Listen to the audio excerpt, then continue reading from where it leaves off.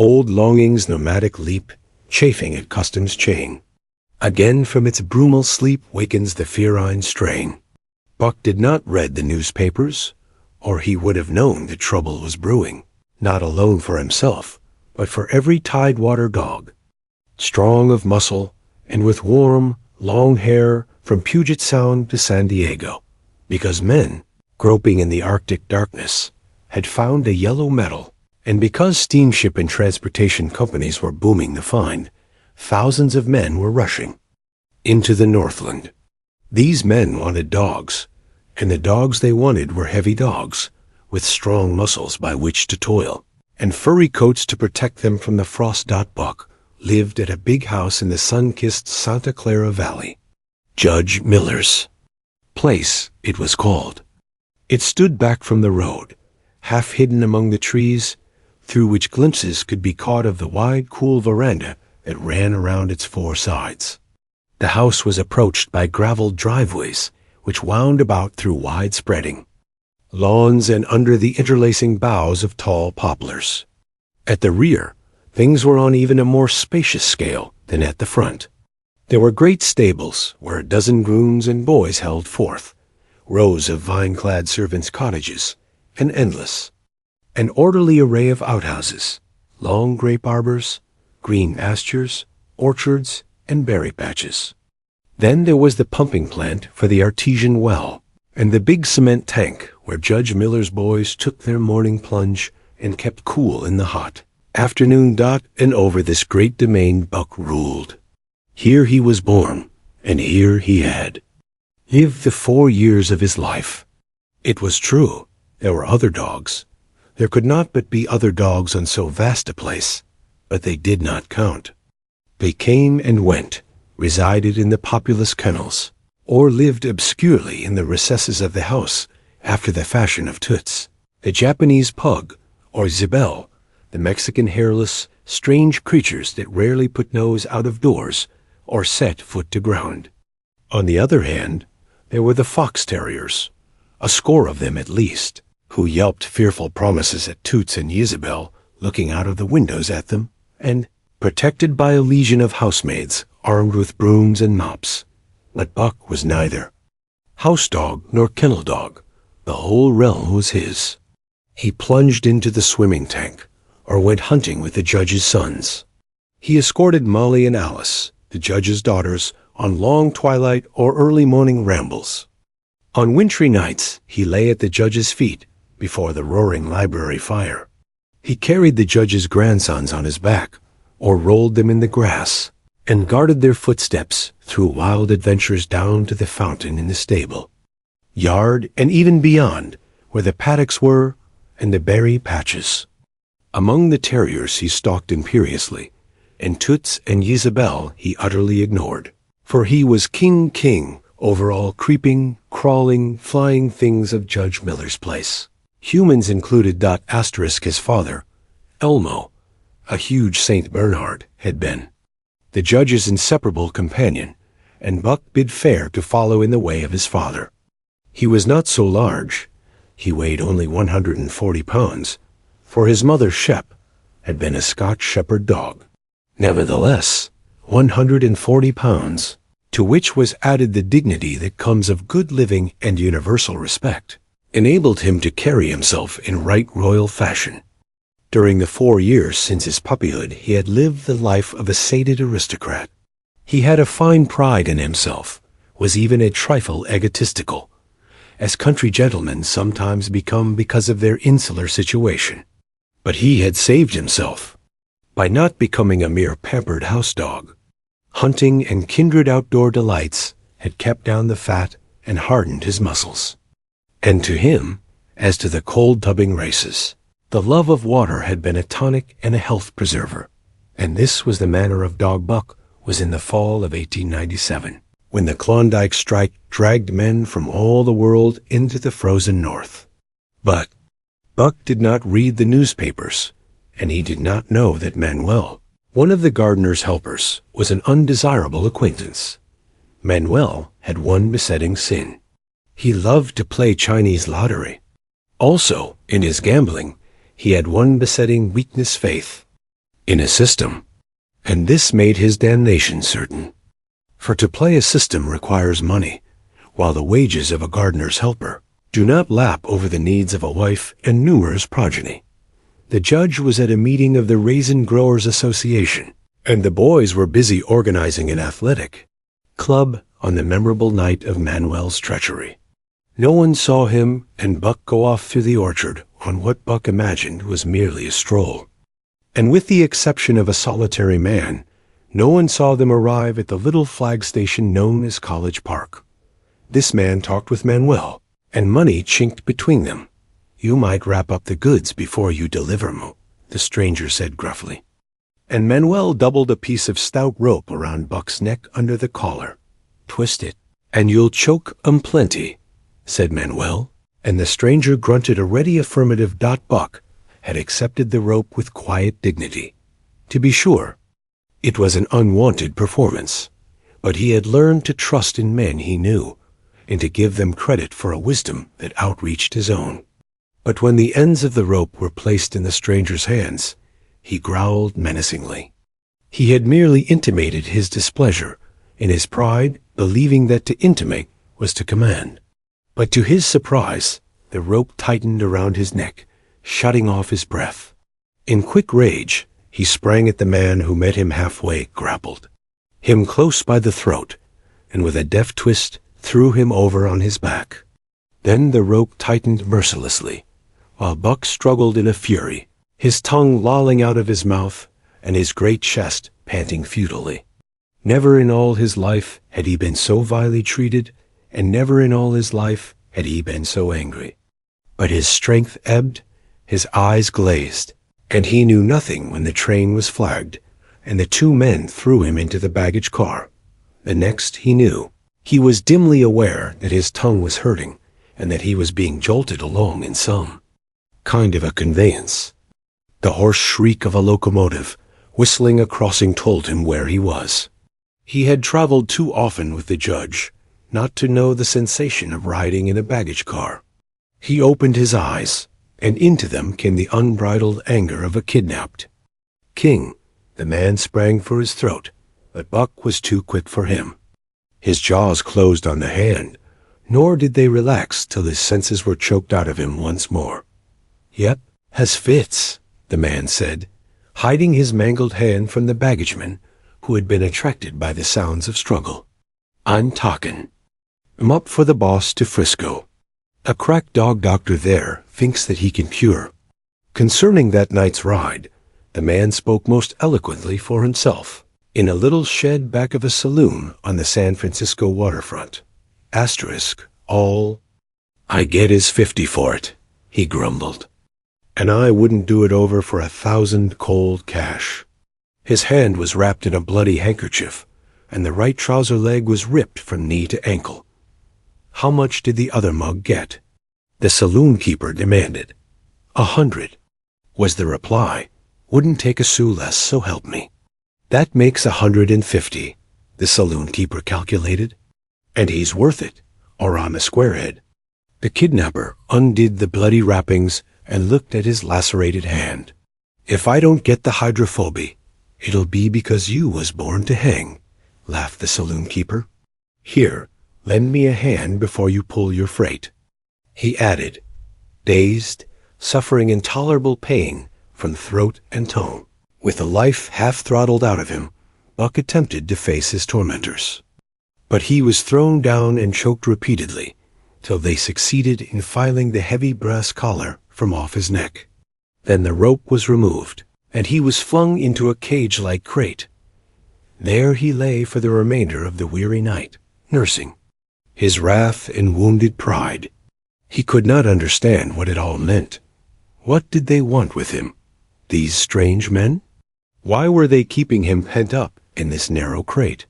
He did not know why, but he felt oppressed by the vague sense of impending calamity.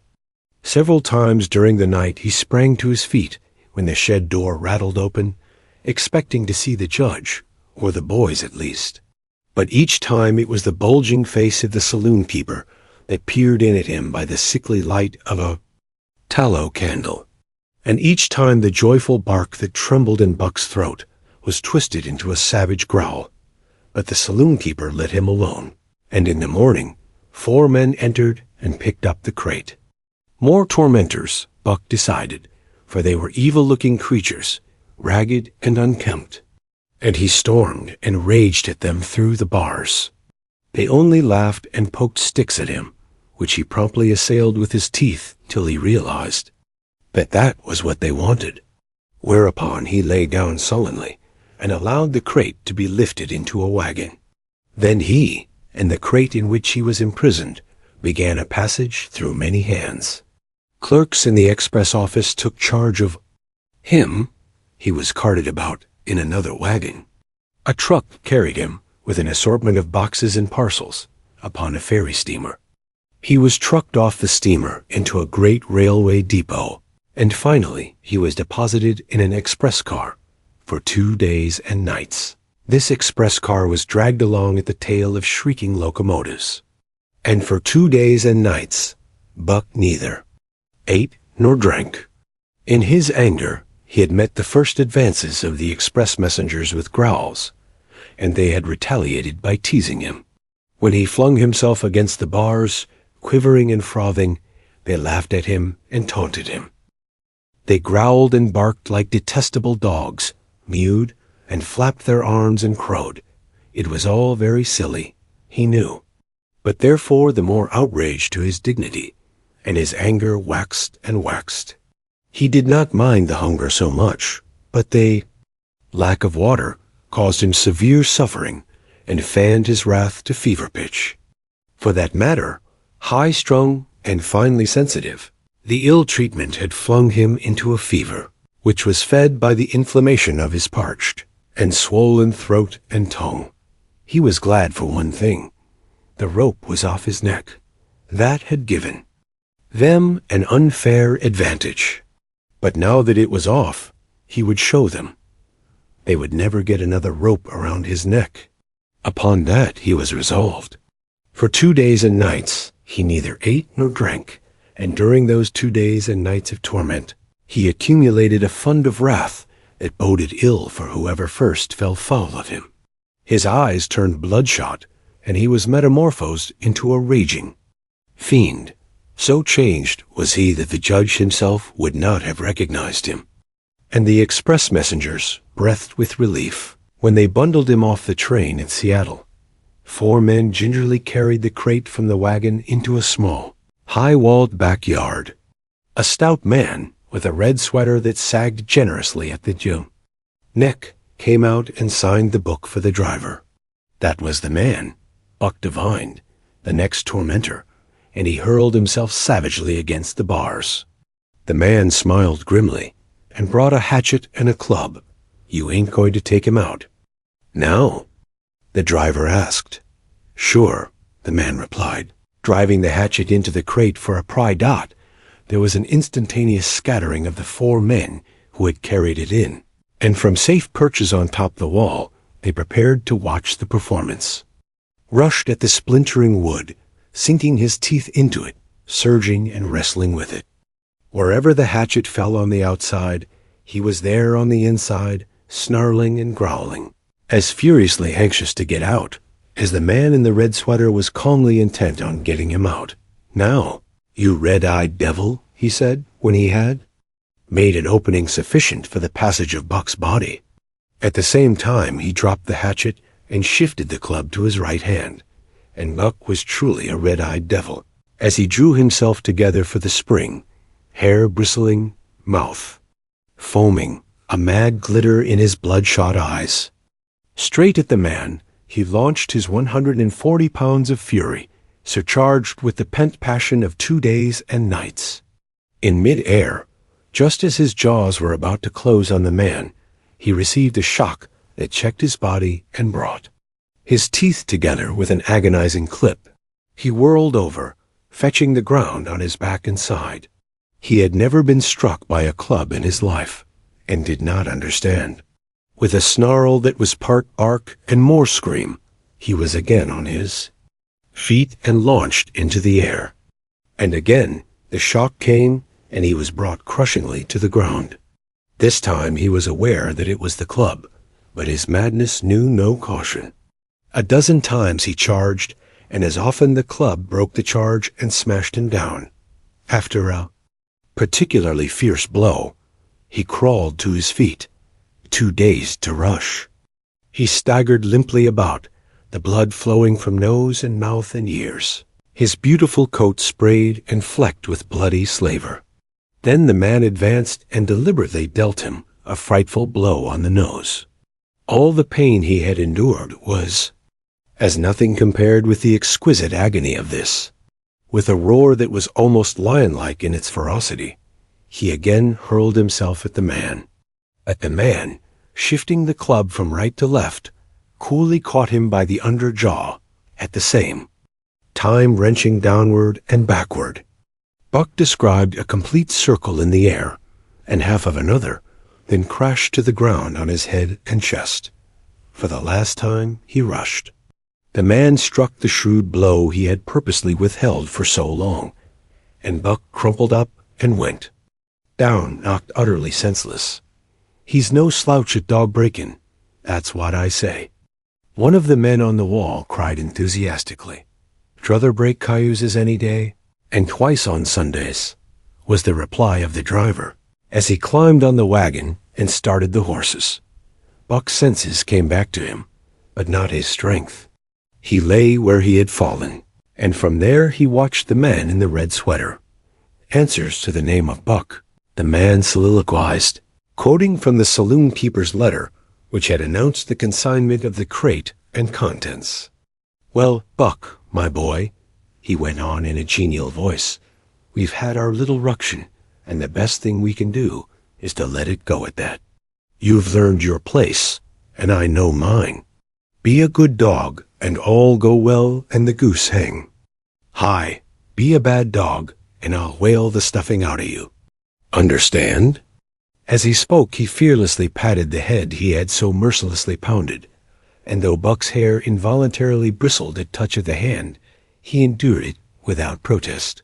When the man brought him water, he drank eagerly, and later bolted a generous meal of raw meat, chunk by chunk, from the man's hand. He was beaten, he knew that, but he was not broken. He saw, once for all, that he stood no chance against a man with a club. He had learned the lesson, and in all his afterlife he never forgot it. That club was a revelation. It was his introduction to the reign of primitive law, and he met the introduction halfway.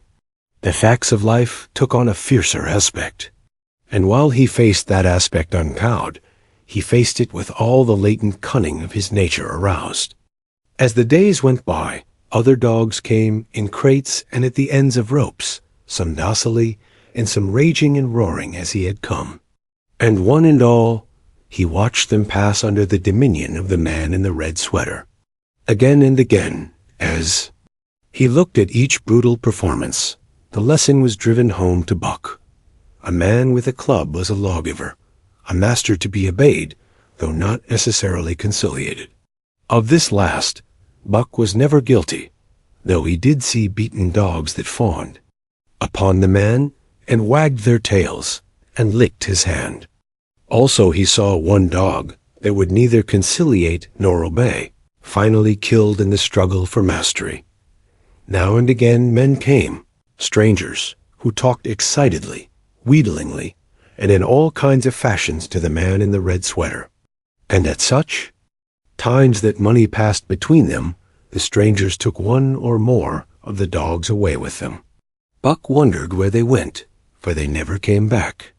But the fear of the future was strong upon him, and he was glad each time when he was not selected. Yet his time came, in the end, in the form of a little weazened man who spat broken English and many strange and uncouth exclamations which Buck could not understand. "Sacredam!" he cried when his eyes lit upon Buck. "Dat one damn bully dog! Ah, how ma! 300, and a present at that," was the prompt reply of the man in the red sweater. "And seem it's government money. You ain't got no kick coming." "Eh, Perrault?" Perrault grinned. Considering that the price of dogs had been boomed skyward by the unwanted demand, it was not an unfair sum for so fine an animal. The Canadian government would be no loser, nor would its dispatches travel the slower. Perrault knew dogs, and when he looked at Buck, he knew that he was 1 in 1,000, 1 in 10,000.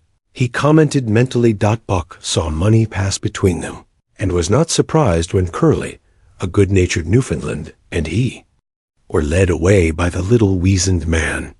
That was the last he saw of the man in the red sweater, and as Curly and he looked at receding Seattle from the deck of the Narwhal, it was the last he saw of the warm Southland. Curly and he were taken below by Perrault and turned over to a giant called Francois. Perrault was a French-Canadian and swarthy, but Francois was a French-Canadian half-breed and twice as swarthy. They were a new kind of men to Buck, of which he was destined to see many more, and while he developed no affection for them, he none the less grew honestly to respect them. He speedily learned that Perrault and Francois were fair men, calm and impartial in administering justice, and too wise in the way of dogs to be fooled by dogs. In the 'tween decks of the Narwhal, Buck and Curly joined 2 other dogs. One of them was a big, snow-white fellow from Spitzbergen, who had been brought away by a whaling captain, and who had later accompanied a geological survey into the Barrens. He was friendly, in a treacherous sort of way, smiling into one's face, that while he meditated some underhand trick, as, for instance, when he stole from Buck's food at the first meal. As Buck sprang to punish him, the lash of Francois' whip sang through the air, reaching the culprit first, and nothing remained to Buck but to recover the bone. That was fair of Francois, he decided, and the half-breed began his rise in Buck's estimation. The other dog made no advances, nor received any. Also, he did not attempt to steal from the newcomers. He was a gloomy, morose fellow, and he showed Curly plainly that all he desired was to be left alone, and further, that there would be trouble if he were not left alone. Dave, he was called, and he ate and slept, or yawned between times, and took interest in nothing, not even when the Narwhal crossed Queen Charlotte Sound, and rolled and pitched and bucked like a thing possessed. When Buck and Curly grew excited, half wild with fear, he raised his head as though annoyed, favored them with an incurious glance, yawned, and went to sleep again. Day and night the ship throbbed to the tireless pulse of the propeller, and though one day was very like another, it was apparent to Buck that the weather was steadily growing colder. At last, one morning, the propeller was quiet, and the Narwhal was pervaded with an atmosphere of excitement. He felt it, as did the other dogs, and knew that a change was at hand. Francois leashed them and brought them on deck. At the first step upon the cold surface, Buck's feet sank into a white, mushy something very like mud. He sprang back with a snort. More of this white stuff was falling through the air. He shook himself, but more of it fell upon him. He sniffed it curiously, then licked some up on his tongue. It bit like fire, and the next instant was gone. This puzzled him. He tried it again, with the same result. The onlookers laughed uproariously, and he felt ashamed. He knew not why, for it was his first snow. Buck's first day on the Daya beach was like a nightmare. Every hour was filled with shock and surprise. He had been suddenly jerked from the heart of civilization and flung into the heart of things primordial. No lazy, sun-kissed life was this, with nothing to do but loaf and be bored. Here was neither peace, nor rest, nor a moment's safety. All was confusion and action, and every moment life and limb were in peril. There was imperative need to be constantly alert, for these dogs and men were not town dogs and men. They were savages, all of them, who knew no law but the law of club. And Fang, he had never seen dogs fight as these wolfish creatures fought, and his first experience taught him an unforgettable lesson. It is true, it was a vicarious experience, else he would not have lived to profit by it. Curly was the victim. They were camped near the log store, where she, in her friendly way, made advances to a husky dog the size of a full-grown wolf, though not half so large as she. There was no warning, only a leap and like a flash, a metallic clip of teeth, a leap out equally swift, and Curly's face was ripped open from eye to jaw dot. It was the wolf manner of fighting, to strike and leap away. But there was more to it than this. 30 or 40 huskies ran to the spot and surrounded the combatants in an intent and silent circle. Buck did not comprehend that silent intentness, nor the eager way with which they were licking their chops. Curly rushed her antagonist, who struck again and leaped aside. He met her next rush with his chest, in a peculiar fashion that tumbled her off her feet. She never regained them. This was what the onlooking huskies had waited for. They closed in upon her, snarling and yelping, and she was buried, screaming with agony, beneath the bristling mass of bodies. Got so sudden was it, and so unexpected, that Buck was taken aback. He saw Spitz run out his scarlet tongue in a way he had of laughing, and he saw Francois, swinging an axe, spring into the mess of dogs. 3 men with clubs were helping him to scatter them. It did not take long. 2 minutes from the time Curly went down, the last of her assailants were clubbed off. But she lay there limp and lifeless in the bloody, trampled snow, almost literally torn to pieces, the swart half-breed standing over her and cursing horribly. The scene often came back to Buck to trouble him in his sleep, so that was the way. No fair play. Once down, that was the end of you. Well, he would see to it that he never went down. Spitz ran out his tongue and laughed again, and from that moment Buck hated him with a bitter and deathless hatred. Before he had recovered from the shock caused by the tragic passing of Curly, he received another shock. Francois fastened upon him an arrangement of straps and buckles. It was a harness, such as he had seen the grooms put on the horses at home. And as he had seen horses work, so he was set to work, hauling Francois on a sled to the forest that fringed the valley, and returning with a load of firewood. Though his dignity was sorely hurt by thus being made a draft animal, he was too wise to rebel. He buckled down with a will and did his best, though it was all new and strange.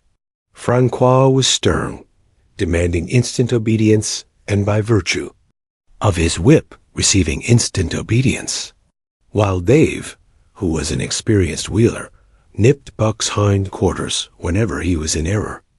Spitz was the leader, likewise experienced, and while he could not always get at Buck, he growled sharp reproof now and again, or cunningly threw his weight in the traces to jerk Buck into the way he should go.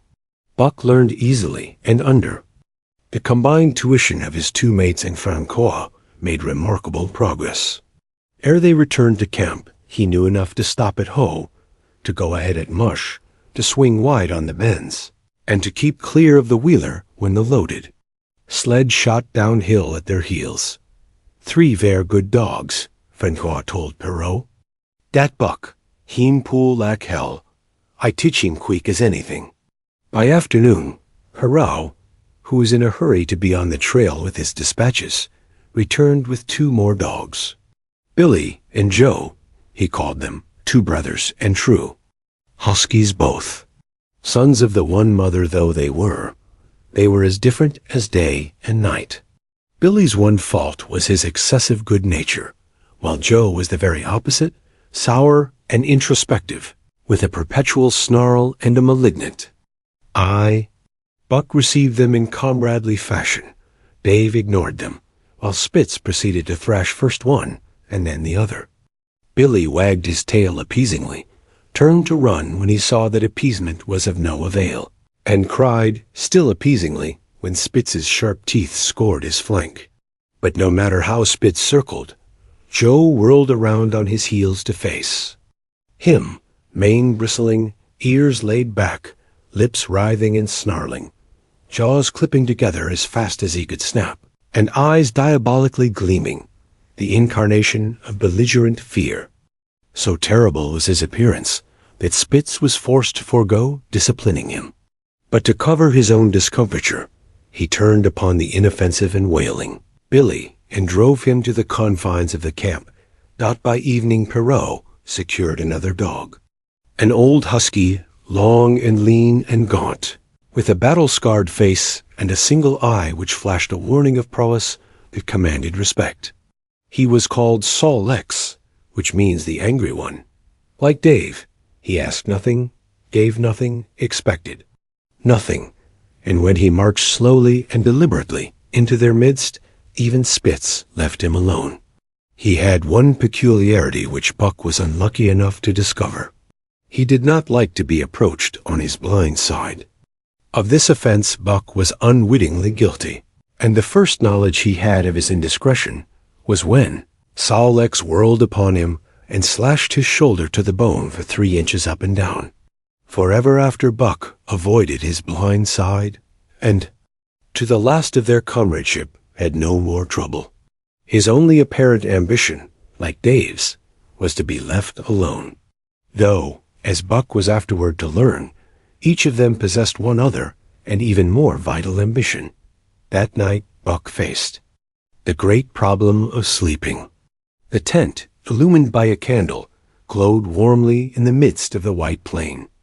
And when he, as a matter of course, entered it, both Perrault and Francois bombarded him with curses and cooking utensils, till he recovered from his consternation and fled ignominiously into the outer cold.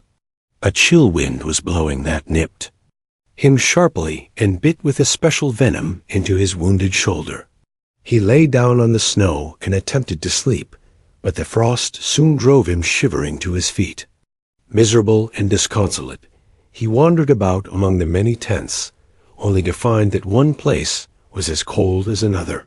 Here and there savage dogs rushed upon him, but he bristled his neck hair and snarled, for he was learning fast, and they let him go his way unmolested. Finally, an idea came to him. He would return and see how his own teammates were making out. To his astonishment, they had disappeared. Again he wandered about through the great camp, looking for them, and again he returned. Were they in the tent? No, that could not be, else he would not have been driven out. Then where could they possibly be? With drooping tail and shivering body, very forlorn indeed, he aimlessly circled the tent. Suddenly, the snow gave way beneath his 4 legs, and he sank down. Something wriggled under his feet. He sprang back, bristling and snarling, fearful of the unseen and unknown. But a friendly little yelp reassured him, and he went back to investigate. A whiff of warm air ascended to his nostrils, and there, curled up under the snow in a snug ball, lay Billy. He whined placatingly, squirmed and wriggled to show his good will and intentions, and even ventured, as a bribe for peace, to lick Buck's face with his warm, wet tongue. Another lesson. So that was the way they did it, eh? Buck confidently selected a spot, and with much fuss and waste effort proceeded to dig a hole for himself. In a trice, the heat from his body filled the confined space, and he was asleep. The day had been long and arduous, and he slept soundly and comfortably, though he growled and barked and wrestled with bad dreams. Nor did he open his eyes till roused by the noises of the waking camp. At first he did not know where he was. It had snowed during the night, and he was completely buried. The snow walls pressed him on every side, and a great surge of fear swept through him, the fear of the wild thing for the trap. It was a token that he was harking back through his own life to the lives of his forebears. For he was a civilized dog, an unduly civilized dog, and of his own experience knew no trap, and so could not of himself fear it. The muscles of his whole body contracted spasmodically and instinctively. The hair on his neck and shoulders stood on end, and with a ferocious snarl, he bounded straight up into the blinding day, the snow flying about him in a flashing cloud. Ere he landed on his feet, he saw the white camp spread out before him and knew where he was, and remembered all that had passed from the time he went for a stroll with Manuel to the hole he had dug for himself the night before. A shout from Francois hailed his appearance. "What I say?" The dog driver cried to Perrault. "That buck for sure learned quick as anything." Perrault nodded gravely. As courier for the Canadian government, bearing important dispatches, he was anxious to secure the best dogs, and he was particularly gladdened by the possession of Buck. 3 more huskies were added to the team inside an hour, making a total of 9.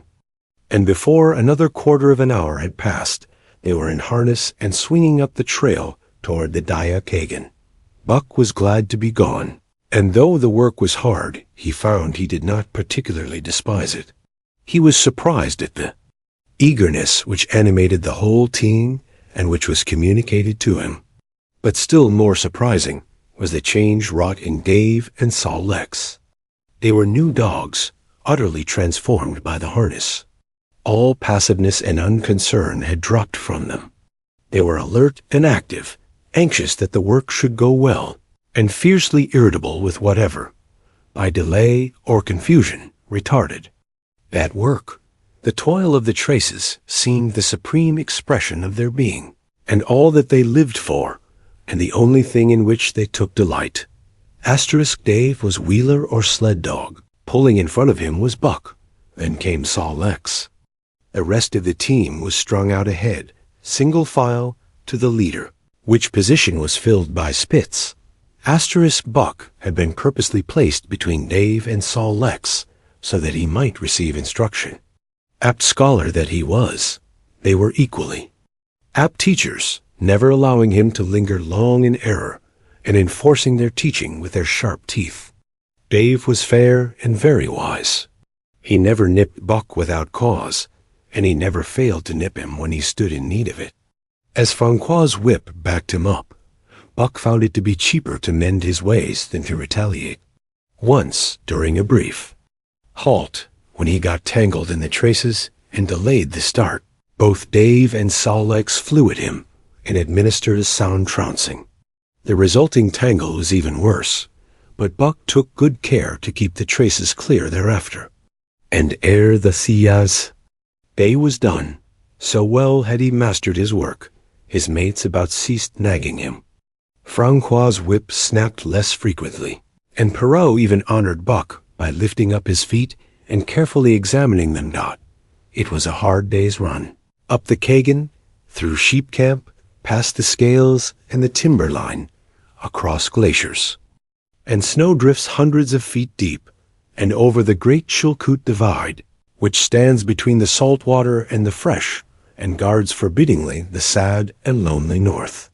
They made good time down the chain of lakes, which fills the craters of extinct volcanoes, and late that night pulled into the huge camp at the head of Lake Bennett, where thousands of gold seekers were building boats against the breakup of the ice in the spring. Buck made his hole in the snow and slept the sleep of the exhausted just, but all too early was rooted out in the cold darkness and harnessed with his mates to the sled. That day they made 40 miles, the trail being packed. But the next day, and for many days to follow, they broke their own trail, worked harder, and made poorer time. As a rule, Perrault traveled ahead of the team, packing the snow with webbed shoes to make it easier for them. Francois, guiding. The sled at the G-pole sometimes exchanged places with him, but not often.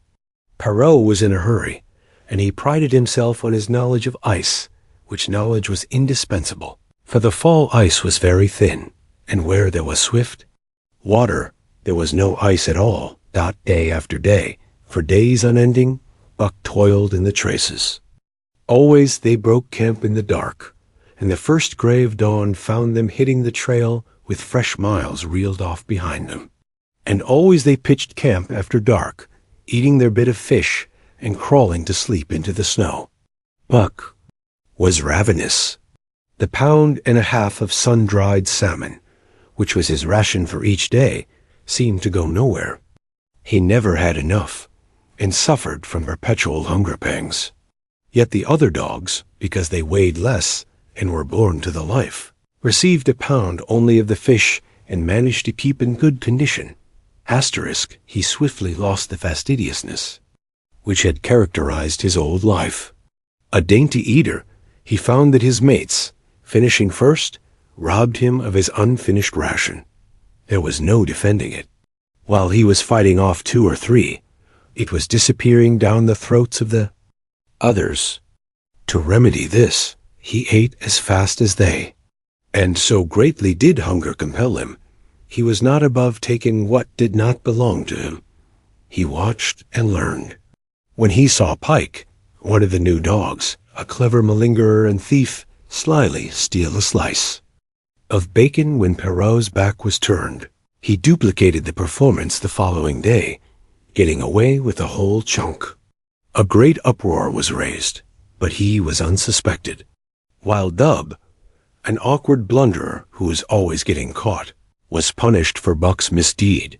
This first theft marked Buck as fit to survive in the hostile Northland environment. It marked his adaptability, his capacity to adjust himself to changing conditions, the lack of which would have meant swift and terrible death. It marked, further, the decay or going to pieces of his moral nature, a vain thing and a handicap in the ruthless struggle for existence. It was all well enough in the Southland, under the law of love and fellowship, to respect private property and personal feelings. But in the Northland, under the law of club and fang, whoso took such things into account was a fool, and in so far as he observed them, he would fail to prosper.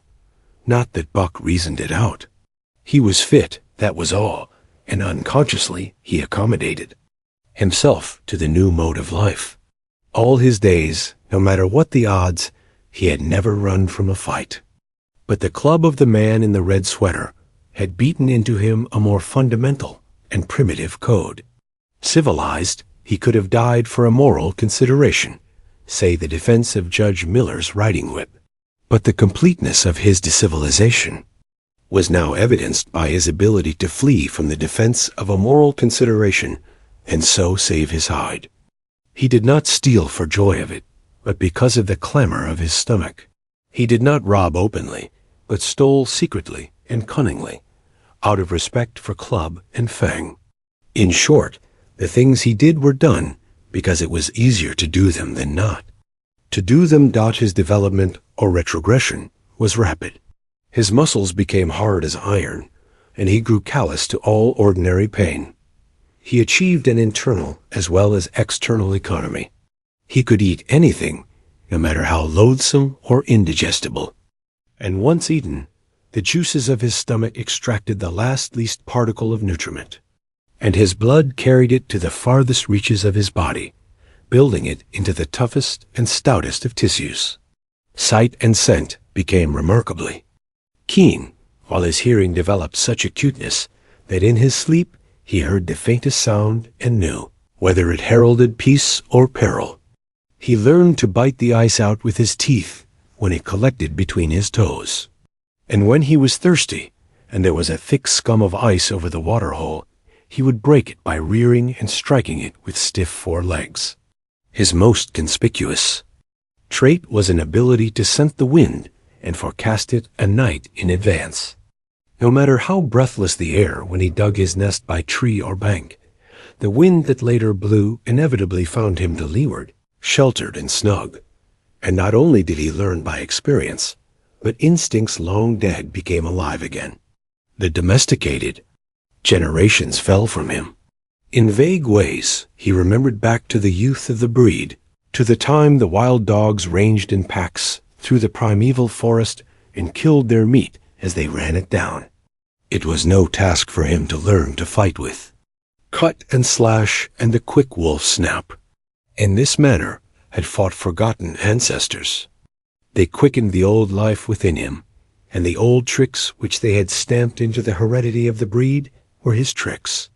They came to him without effort or discovery, as though they had been his always.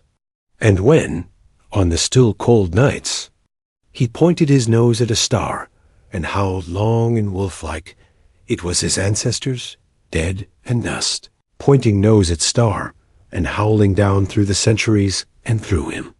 And his cadences were their cadences, the cadences which voiced their woe, and what to them was the meaning of the stiffness, and the cold and dark dot thus, as token of what a puppet thing life is, the ancient song surged through him, and he came into his own again. And he came because men had found a yellow metal in the north, and because Manuel was a gardener's helper, whose wages did not lap over the needs of his wife, and divers small copies of himself. Asterisk. The dominant primordial beast was strong in Buck, and under the fierce conditions of trail life it grew and grew. Yet it was a secret growth. His newborn cunning gave him poise and control. He was too busy adjusting himself to the new life to feel at ease, and not only did he not pick fights, but he avoided them whenever possible. A certain deliberateness characterized his attitude. He was not prone to rashness and precipitate action, and in the bitter hatred between him and Spitz he betrayed no impatience, shunned all offensive acts. On the other hand, possibly because he divined in Buck a dangerous rival, Spitz never lost an opportunity of showing his teeth. He even went out of his way to bully Buck, striving constantly to start the fight which could end only in the death of one or the other. Early in the trip, this might have taken place had it not been for an unwanted accident. At the end of this day, they made a bleak and miserable camp on the shore of Lake Labarge. Driving snow, a wind that cut like a white-hot knife, and darkness had forced them to grope for a camping place. They could hardly have fared worse. At their backs rose a perpendicular wall of rock, and Perrault and Francois were compelled to make their fire and spread their sleeping robes on the ice of the lake itself. The tent they had discarded at Daya in order to travel light. A few sticks of driftwood furnished them with a fire that thawed down through the ice and left them to eat supper in the dark. Close in under the sheltering. Rock Buck made his nest. So snug and warm was it that he was loath to leave it when Francois distributed the fish which he had first thawed over the fire. But when Buck finished his ration and returned, he found his nest occupied. A warning snarl told him that the trespasser was Spitz. Till now Buck had avoided trouble with his enemy, but this was too much. The beast in him roared. He sprang upon Spitz with a fury which surprised them both, and Spitz particularly, for his whole experience with Buck had gone to teach him that his rival was an unusually timid dog, who managed to hold his own only. Because of his great weight and size, Francois was surprised, too, when they shot out in a tangle from the disrupted nest, and he divined the cause of the trouble. "Ah," he cried to Buck, "Chiffet to him, by gar. Chiffet to him, a dirty thief." Spitz was equally willing.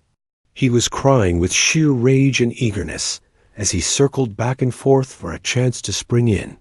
Buck was no less eager, and no less cautious, as he likewise circled back and forth for the advantage. But it was then that the unexpected happened, the thing which projected their struggle for supremacy far into the future, past many a weary mile of trail and toil dot. Oath from Perrault, the resounding impact of a club upon a bony frame, and a shrill yelp of pain heralded the breaking forth of pandemonium.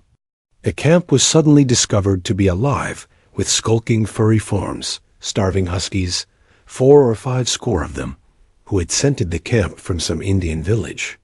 They had crept in while Buck and Spitz were fighting, and when the 2 men sprang among them with stout clubs, they showed their teeth and fought back.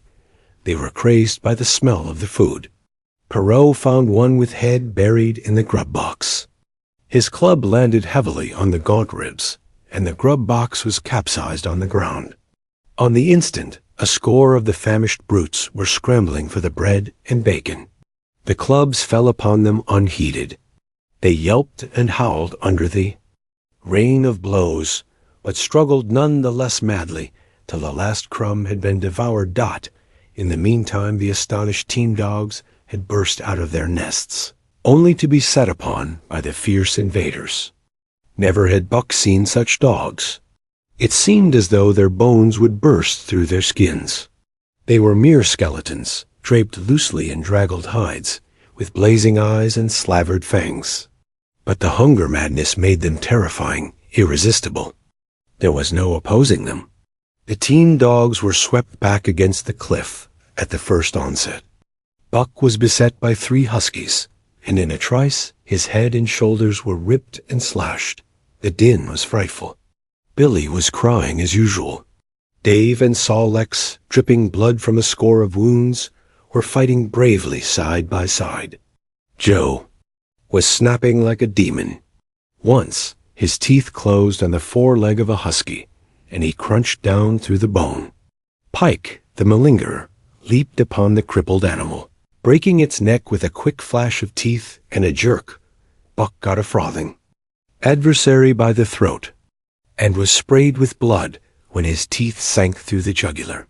The warm taste of it in his mouth goaded him to greater fierceness.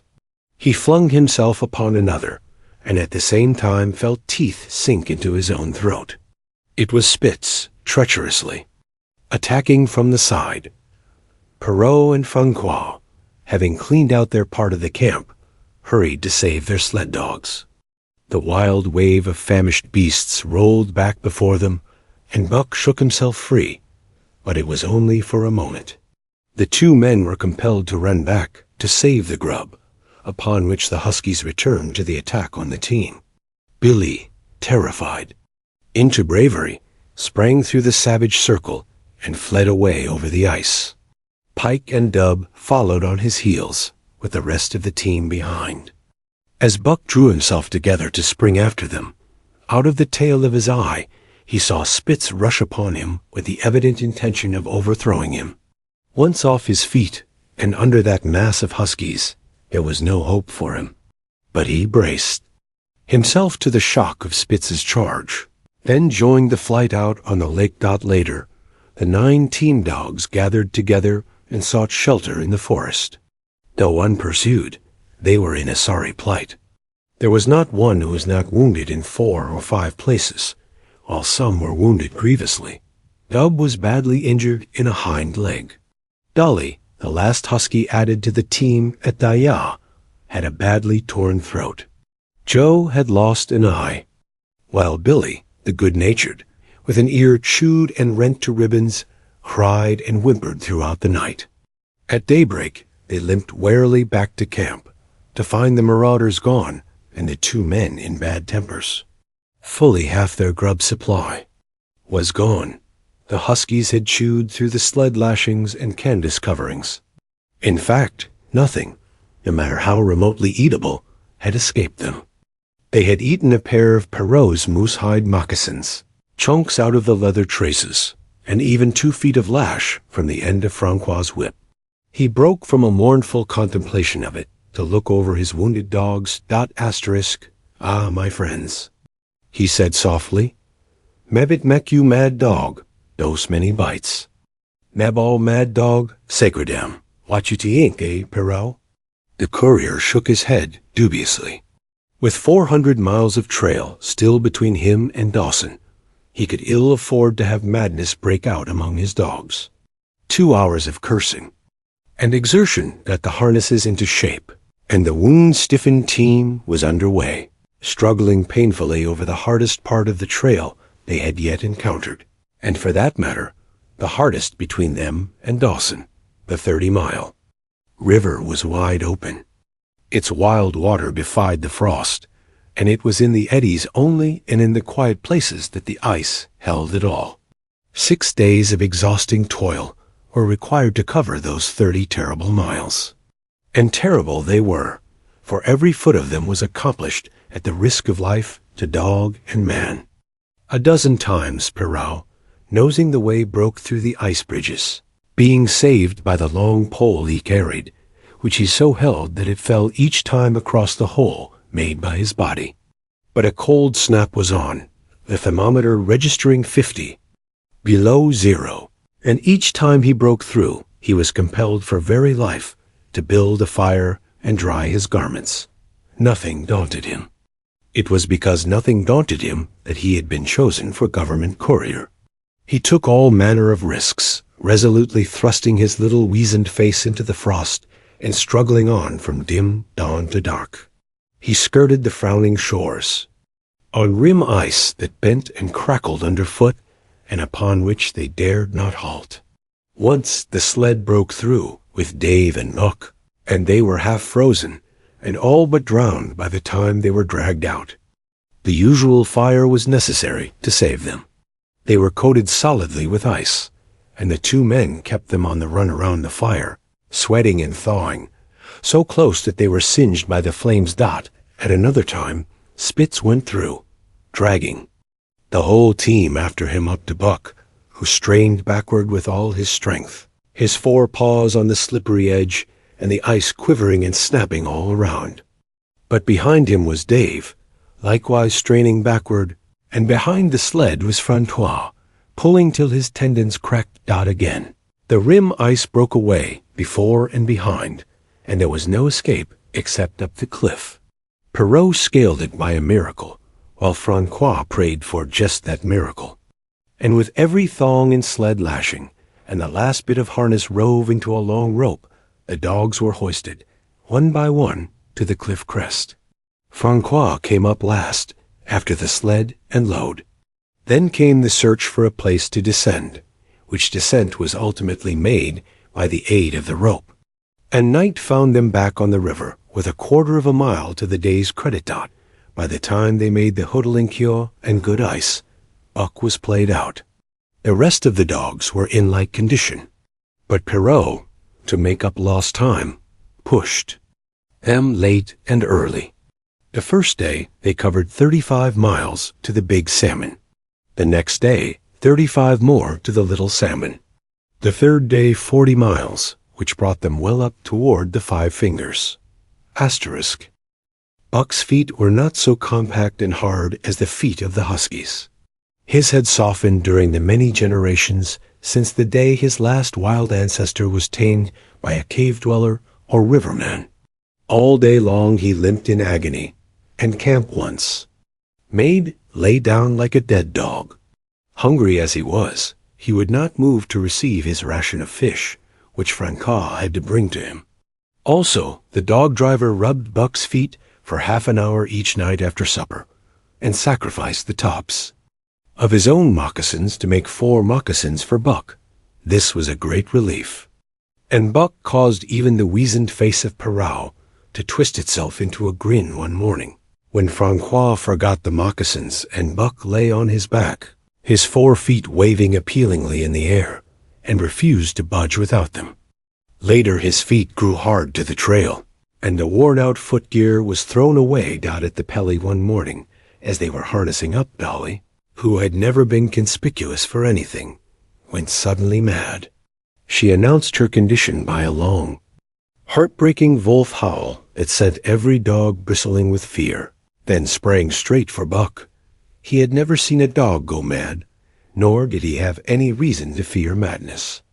Yet he knew that here was horror, and fled away from it in a panic. Straight away he raced, with Dolly, panting and frothing, one leap behind. Nor could she gain on him, so great was his terror, nor could he leave her, so great was her madness. He plunged through the wooded breast of the island, flew down to the lower end, crossed a back channel filled with rough ice to another island, gained a third island, curved back to the main river, and in desperation started to cross it. And all the time, though he did not look, he could hear her snarling just one leap behind.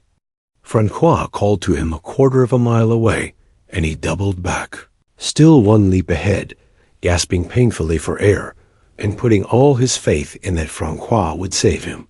The dog-driver held the axe poised in his hand, and as Buck shot past him, the axe crashed down upon Mad Dolly's head. Buck staggered over against the sled, exhausted, sobbing for breath, helpless. This was Spitz's opportunity. He sprang upon Buck, and twice his teeth sank into his unresisting foe and ripped and tore the flesh to the bone. Then Francois's lash descended, and Buck had the satisfaction of watching Spitz receive the worst whipping as yet administered to any of the teams. "One devil, dat Spitz," remarked Perrault. "Some damn day heen killed dat Buck." "Dat Buck two devils," was Francois's rejoinder. "All de time I watched dat Buck I know for sure. Listen. Some damn fine day, heen get mad like hell, and den heen chew dat Spitz all up and spit him out on de snow. Sure, I know." From then on, it was war between them. Spitz, as lead dog and acknowledged master of the team, felt his supremacy threatened by this strange Southland dog. And strange Buck was to him, for of the many Southland dogs he had known, not one had shown. Upworthily in camp and on trail, they were all too soft, dying under the toil, the frost, and starvation. Buck was the exception. He alone endured and prospered, matching the husky in strength, savagery, and cunning. Then he was a masterful dog, and what made him dangerous was the fact that the club of the man in the red sweater had knocked all blind pluck and rashness out of his desire for mastery. He was preeminently cunning, and could bide his time with a patience that was nothing less than primitive. Asterisk, it was inevitable that the clash for leadership should come. Buck wanted it. He wanted it because it was his nature, because he had been gripped tight by that nameless, incomprehensible pride of the trail and trace, that pride which holds dogs in the toil to the last gasp, which lures them to die joyfully in the harness, and breaks their hearts if they are cut out of the harness. This was the pride of Dave as wheel dog, of Sol Leks as he pulled with all his strength. The pride that laid hold of them at break of camp, transforming them from sour and sullen brutes into straining, eager, ambitious creatures. The pride that spurred them on all day and dropped them at pitch of camp at night, letting them fall back into gloomy unrest and uncontent. This was the pride that bore up Spitz and made him thrash the sled dogs who blundered and shirked in the traces or hid away at harness-up time in the morning. Likewise, it was this pride that made him fear Buck as a possible lead dog. And this was Buck's pride, too. He openly threatened the other's leadership. He came between him and the shirks he should have punished. And he did it deliberately. One night there was a heavy snowfall, and in the morning, Pike, the malingerer, did not appear. He was securely hidden in his nest under a foot of snow. Francois called him and sought him in vain. Spitz was wild with wrath. He raged through the camp, smelling and digging in every likely place, snarling so frightfully that Pike heard and shivered in his hiding place. But when he was at last unearthed, and Spitz flew at him to punish him, Buck flew with equal rage in between. So unexpected was it, and so shrewdly managed, that Spitz was hurled backward and off his feet. Pike, who had been trembling abjectly, took heart at this open mutiny, and sprang upon his overthrown leader. Buck, to whom fair play was a forgotten code, likewise sprang upon Spitz. But Francois, chuckling at the incident while unswerving in the administration of justice, brought his lash down upon Buck with all his might. This failed to drive Buck from his prostrate rival, and the butt of the whip was brought into play. Half stunned by the blow, Buck was knocked backward, and the lash laid upon him again and again, while Spitz soundly punished the many times offending. Pike died in the days that followed. As Dawson grew closer and closer, Buck still continued to interfere between Spitz and the culprits. But he did it craftily, when Francois was not around. With the covert mutiny of Buck, a general insubordination sprang up and increased.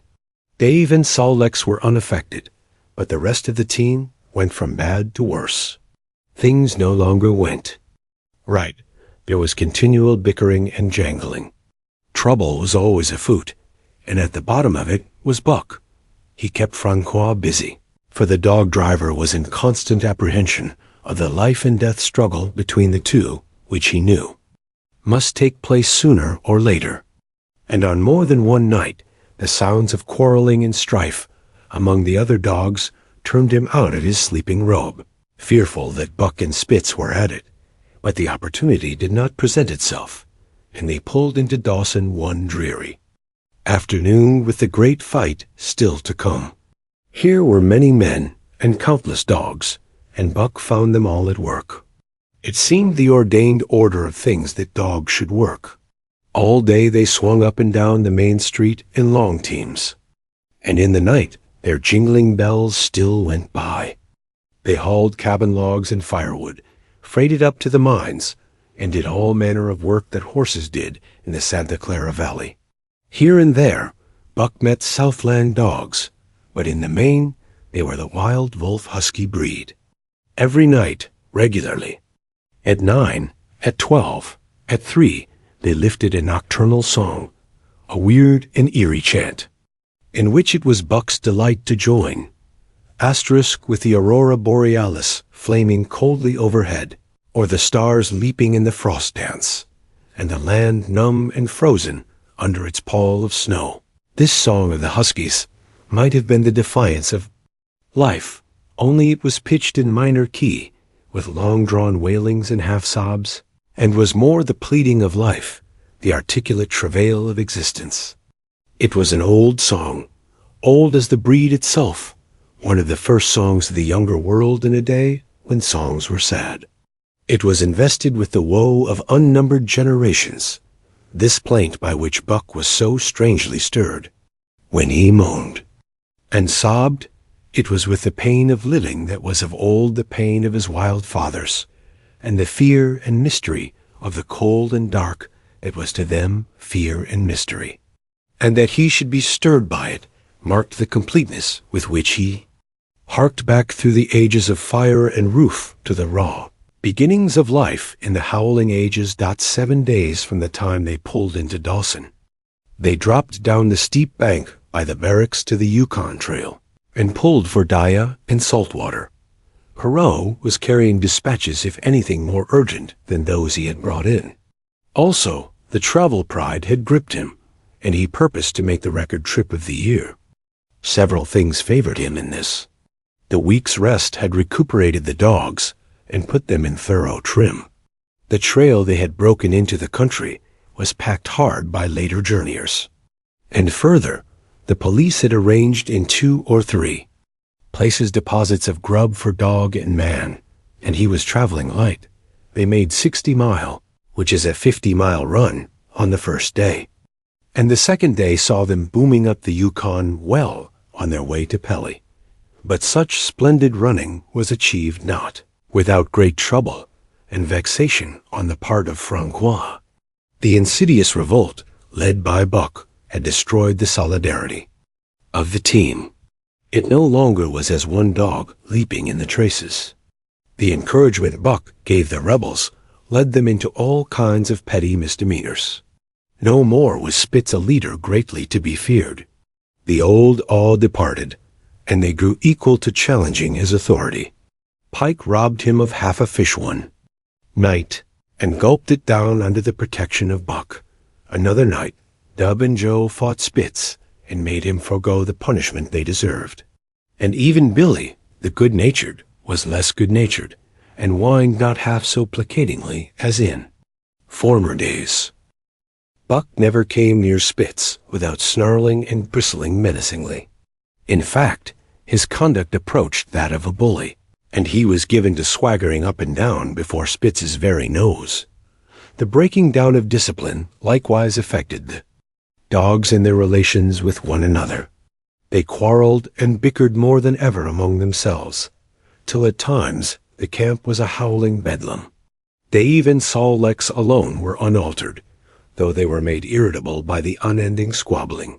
Franchi swore strange barbarous oaths, and stamped the snow in futile rage, and tore his hair. His lash was always singing among the dogs, but it was of small avail. Directly his back was turned, they were at it again. He backed up Spitz with his whip, while Buck backed up the remainder of the team. Francois knew he was behind all the trouble, and Buck knew he knew. But Buck was too clever ever again to be caught red-handed. He worked faithfully in the harness, for the toil had become a delight to him. Yet it was a greater delight, slyly to precipitate a fight amongst his mates, and tangle the trace's dot at the mouth of the Talkeena. One night after supper, Nub turned up a snowshoe rabbit, blundered it, and missed. In a second, the whole team was in full cry. 100 yards away was a camp of the Northwest Police, with 50 dogs, huskies all, who joined the chase. The rabbit sped down the river, turned off into a small creek, up the frozen bed of which it held steadily. It ran lightly on the surface of the snow, while the dogs plowed through by main strength. Buck led the pack, 60 strong, around bend after bend, but he could not gain. He lay down low to the race, whining eagerly, his splendid body flashing forward, leap by leap in the wan white moonlight. And leap by leap, like some pale frost wraith, the snowshoe rabbit flashed on ahead. All that stirring of old instincts, which at stated periods drives men out from the sounding cities to forest and plain to kill things by chemically propelled. Leaden pellets, the bloodlust, the joy to kill. All this was Buck's, only it was infinitely more intimate. He was ranging at the head of the pack, running the wild thing down, the living meat, to kill with his own teeth, and wash his muzzle to the eyes in warm blood. There is an ecstasy that marks the summit of life, and beyond which life cannot rise. And such is the paradox of living. This ecstasy comes when one is most alive, and it comes as a complete forgetfulness that one is alive. This ecstasy, this forgetfulness of living, comes to the artist, caught up and out of himself in a sheet of flame. It comes to the soldier, war-mad on a stricken field and refusing quarter. And it came to Buck, leading the pack, sounding the old wolf cry, straining after the food that was alive and that fled swiftly before him through the moonlight. He was sounding the deeps of his nature and of the parts of his nature that were deeper than he, going back into the womb of time. He was mastered by the sheer surging of life, the tidal wave of being, a perfect joy of each separate muscle, joint, and sinew, in that it was everything that was not death, that it was aglow and rampant, expressing itself in movement, flying exultantly under the stars and over the face of dead matter that did not move, but spits, cold and calculating even in his supreme moods, left the pack and cut across a narrow neck of land where the creek made a long bend around. Buck did not know of this, and as he rounded the bend, the frost wraith of a rabbit still flitting before him, he saw another and larger frost wraith leap from the overhanging bank into the immediate path of the rabbit. It was Spitz, the rabbit, could not turn, and as the white teeth broke its back in mid-air, it shrieked as loudly as a stricken man may shriek. At sound of this, the cry of life plunging down from life's apex in the grip of death, the full pack at Buck's heels raised. A hell's chorus of delight. Buck did not cry out. He did not check himself, but drove in upon Spitz, shoulder to shoulder, so hard that he missed the throat. They rolled over and over in the powdery snow. Spitz gained his feet almost as though he had not been overthrown, slashing Buck down the shoulder and leaping clear. Twice his teeth clipped together, like the steel jaws of a trap, as he backed away for better footing, with lean and lifting lips that writhed and snarled. In a flash, Buck knew it. The time had come. It was to the death. As they circled about, snarling, ears laid back, keenly watchful for the advantage, the scene came to Buck with a sense of familiarity. He seemed to remember it all, the white woods and earth and moonlight and the thrill of battle. Over the whiteness and silence brooded a ghostly calm. There was not the faintest whisper of ere nothing moved, not a leaf quivered, the visible breaths of the dogs rising slowly and lingering in the frosty air. They had made short work of the snowshoe rabbit, these dogs that were ill-tamed wolves, and they were now drawn up in an expectant circle. They, too, were silent, their eyes only gleaming and their breaths drifting slowly upward. To Buck it was nothing new or strange, this scene of old time. It was as though it had always been the wonted way of things. Spitz was a practiced fighter. From Spitsbergen through the Arctic and across Canada and the Barrens, he had held his own with all manner of dogs and achieved to mastery over them. Bitter rage was his, but never blind rage. In passion to rend and destroy, he never forgot that his enemy was in like passion to rend and destroy. He never rushed till he was prepared to receive a rush, never attacked till he had first defended. That attack not in vain, Buck strove to sink his teeth in the neck of the big white dog. Wherever his fangs struck for the softer flesh, they were countered by the fangs of Spitz. Fang clashed fang, and lips were cut and bleeding, but Buck could not penetrate his enemy's guard. Then he warmed up and enveloped Spitz in a whirlwind of rushes. Time and time again, he tried for the snow-white throat, where life bubbled near to the surface, and each time and every time Spitz slashed him and got away.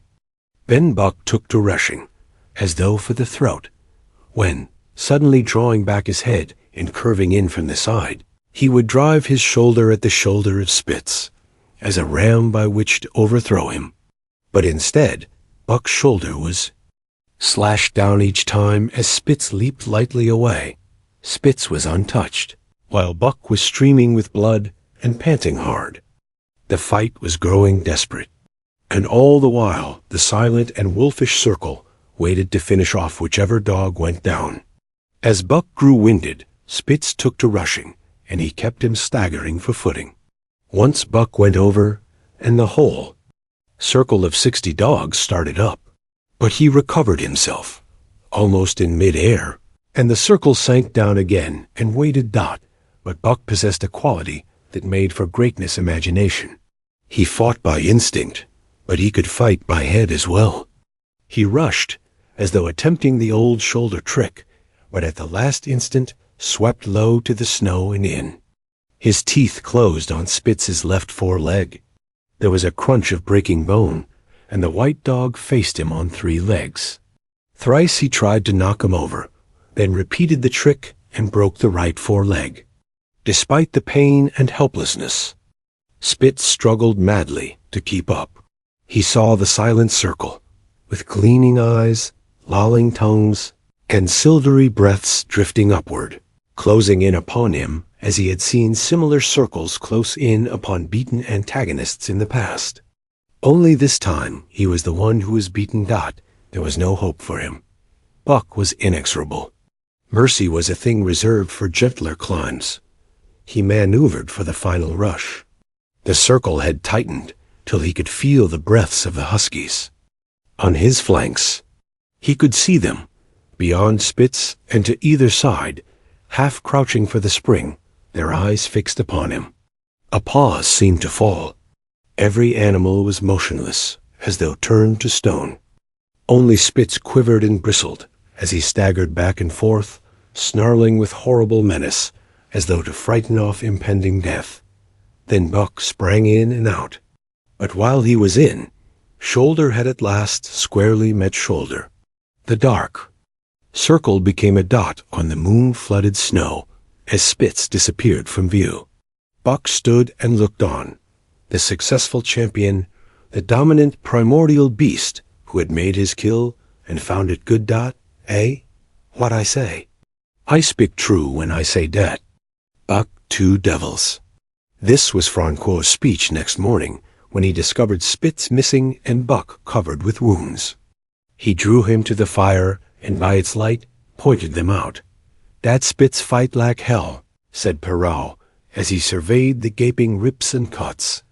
"And dat Buck fight like 2 hells," was Francois's answer. "And now we make good time. No more Spitz, no more trouble, sure." While Perrault packed the camp outfit and loaded the sled, the dog driver proceeded to harness the dogs. Buck trotted up to the place Spitz would have occupied as leader. But Francois, not noticing him, brought Sol-Lex to the coveted position. In his judgment, Sol-Lex was the best lead dog left. Buck sprang upon Sol-Lex in a fury, driving him back and standing in his place. Franshu cried, slapping his thighs gleefully. Look at that Buck. Heem killed that Spitz. Heem tink to take the job. Asterisk go away, Chook, he cried, but Buck refused to budge. He took Buck by the scruff of the neck, and though the dog growled threateningly, dragged him to one side and replaced Sol-Lex. The old dog did not like it, and showed plainly that he was afraid of Buck. Francois was obdurate, but when he turned his back, Buck again displaced Sol-Lex, who was not at all unwilling to go. Francois was angry. Now, by gar, I fix you, he cried, coming back with a heavy club in his hand. Asterisk. Go away, Chook, he cried, but Buck refused to budge. He took Buck by the scruff of the neck, and though the dog growled threateningly, dragged him to one side and replaced Sol-Lex. The old dog did not like it, and showed plainly that he was afraid of Buck. Francois was obdurate, but when he turned his back, Buck again displaced Sol-Lex, who was not at all unwilling to go. Francois was angry. Now, my gar, I fix you, he cried, coming back with a heavy club in his hand. Buck remembered the man in the red sweater and retreated slowly. Nor did he attempt to charge in when Sol-Lex was once more brought forward, but he circled just beyond the range of the club, snarling with bitterness and rage. And while he circled, he watched the club so as to dodge it if thrown by Francois, for he was become wise in the way of clubs. The driver went about his work, and he called to Buck when he was ready to put him in his old place in front of Dave. Buck retreated 2 or 3 steps. Francois followed him up, whereupon he again retreated. After some time of this, Francois threw down the club, thinking that Buck feared a thrashing. But Buck was in open revolt. He wanted not to escape a clubbing, but to have the leadership. It was his by right. He had earned it, and he would not be content with less. Perrault took a hand. Between them, they ran him about for the better part of an hour. They threw clubs at him. He dodged. They cursed him, and his fathers and mothers before him, and all his seed to come after him down to the remotest generation, and every hair on his body and drop of blood in his veins. And he answered curse with snarl, and kept out of their reach. He did not try to run away, but retreated around and around the camp, advertising plainly that when his desire was met, he would come in and be good. Francois sat down and scratched his head.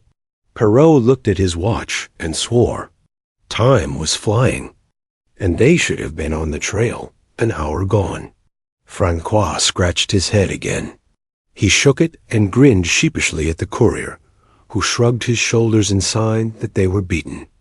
Then Francois went up to where Sol-Lex stood and called to Buck. Buck laughed, as dogs laugh, yet kept his distance. Francois unfastened Sol-Lex's traces and put him back in his old place. The team stood harnessed to the sled in an unbroken line, ready for the trail. There was no place for Buck save at the front. Once more Francois called, and once more Buck laughed and kept away. Throw down the club, Perrault commanded. Francois complied, whereupon Buck trotted in, laughing triumphantly, and swung around into position at the head of the team. His traces were fastened, the sled broken out, and with both men running, they dashed out onto the river trail. Highly as the dog driver had forevalued Buck, with his 2 devils, he found, while the day was yet young, that he had undervalued. At a bound Buck took up the duties of leadership, and where judgment was required, and quick thinking and quick acting, he showed himself the superior even of Spitz, of whom Francois had never seen an equal. But it was in giving the law and making his mates live up to it that Buck excelled. Dave and Sol-Lex did not mind the change in leadership. It was none of their business. Their business was to toil, and toil mightily in the traces. So long as that were not interfered with, they did not care what happened. Billy, the good-natured, could lead for all they cared, so long as he kept order. The rest of the team, however, had grown unruly during the last days of Spitz, and their surprise was great now that Buck proceeded to lick them into shape. Pike, who pulled at Buck's heels, and who never put an ounce more of his weight against the breastband than he was compelled to do, was swiftly and repeatedly shaken for loafing. And ere the first day was done, he was pulling more than ever before in his life. The first night in camp, Joe, the sour one, was punished roundly, a thing that Spitz had never succeeded in doing. Buck simply smothered him by virtue of superior weight, and cut him up till he ceased snapping and began to whine for mercy. The general tone of the team picked up immediately. It recovered its old-time solidarity, and once more the dogs leaped as one dog in the traces. At the rink rapids, too, native huskies Teek and Kona were added, and the celerity with which Buck broke them in took away Francois' breath. "Navary such a dog as dat Buck," he cried. "No, navary. Heem worth $1,000 by gar." What you say, Perrault?" And Perrault nodded. He was ahead of the record then, and gaining day by day. The trail was in excellent condition, well packed and hard, and there was no new fallen snow with which to contend. It was not too cold. A temperature dropped to 50 below zero, and remained there the whole trip. The men rode and ran by turn, and the dogs were kept on the jump, with but infrequent stoppages. The 30-mile river was comparatively coated with ice, and they covered in one day going out what had taken them 10 days coming in. In one run, they made a 60-mile dash from the foot of Lake Labarge to the White Horse Rapids. Across Marsh, Tajish, and Bennett, 70 miles of lakes, they flew so fast that the man whose turn it was to run towed behind the sled at the end of a rope. And on the last night of the second week, they topped White Pass and dropped down the sea slope with the lights of Skagay and of the shipping at their feet. It was a record run. Each day for 14 days they had averaged 40 miles. For 3 days, Perrault and Francois threw chests up and down the main street of Skagay and were deluged with invitations to drink, while the team was the constant center of a worshipful crowd of dog-busters and mushers. Then 3 or 4 Western bad men aspired to clean out the town, were riddled like pepper boxes for their pains, and public interest turned to other idols. Next came official orders. Francois called Buck to him, threw his arms around him, wept over him, and that was the last of Francois and Perrault. Like other men, they passed out of Buck's life for good. A Scotch half-breed took charge of him and his mates, and in company with a dozen other dog teams, he started back over the weary trail to Dawson.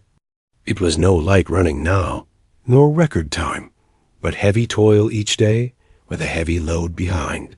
For this was the mail train, carrying word from the world to the men who sought gold.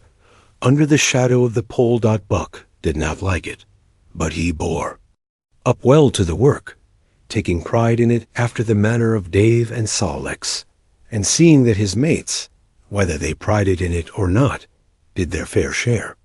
It was a monotonous life, operating with machine-like regularity. One day was very like another.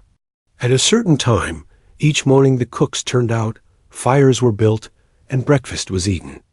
Then, while some broke camp, others harnessed the dogs, and they were underway an hour or so before the darkness fell which gave warning of dawn. At night, camp was made. Some pitched the flies, others cut firewood and pine boughs for the beds, and still others carried water or ice for the cooks. Also, the dogs were fed. To them, this was the one feature of the day, though it was good to loaf around, after the fish was eaten, for an hour or so with the other dogs, of which there were 50 and odd.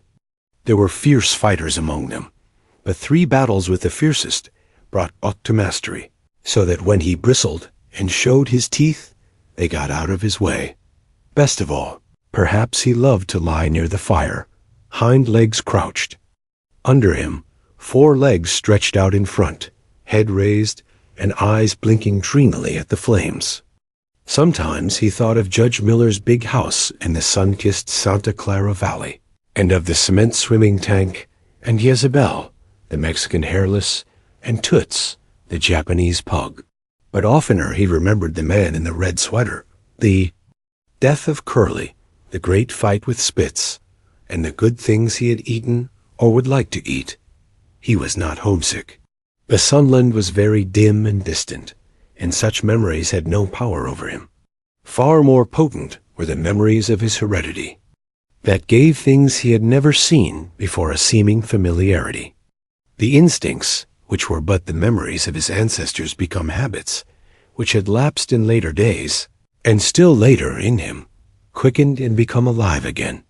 Sometimes as he crouched there, blinking dreamily at the flames, it seemed that the flames were of another fire, and that as he crouched by this other fire, he saw another and different man from the half-breed cook before him. This other man was shorter of leg and longer of arm, with muscles that were stringy and knotty rather than rounded and swelling. The hair of this man was long and matted, and his head slanted back under it from the eyes.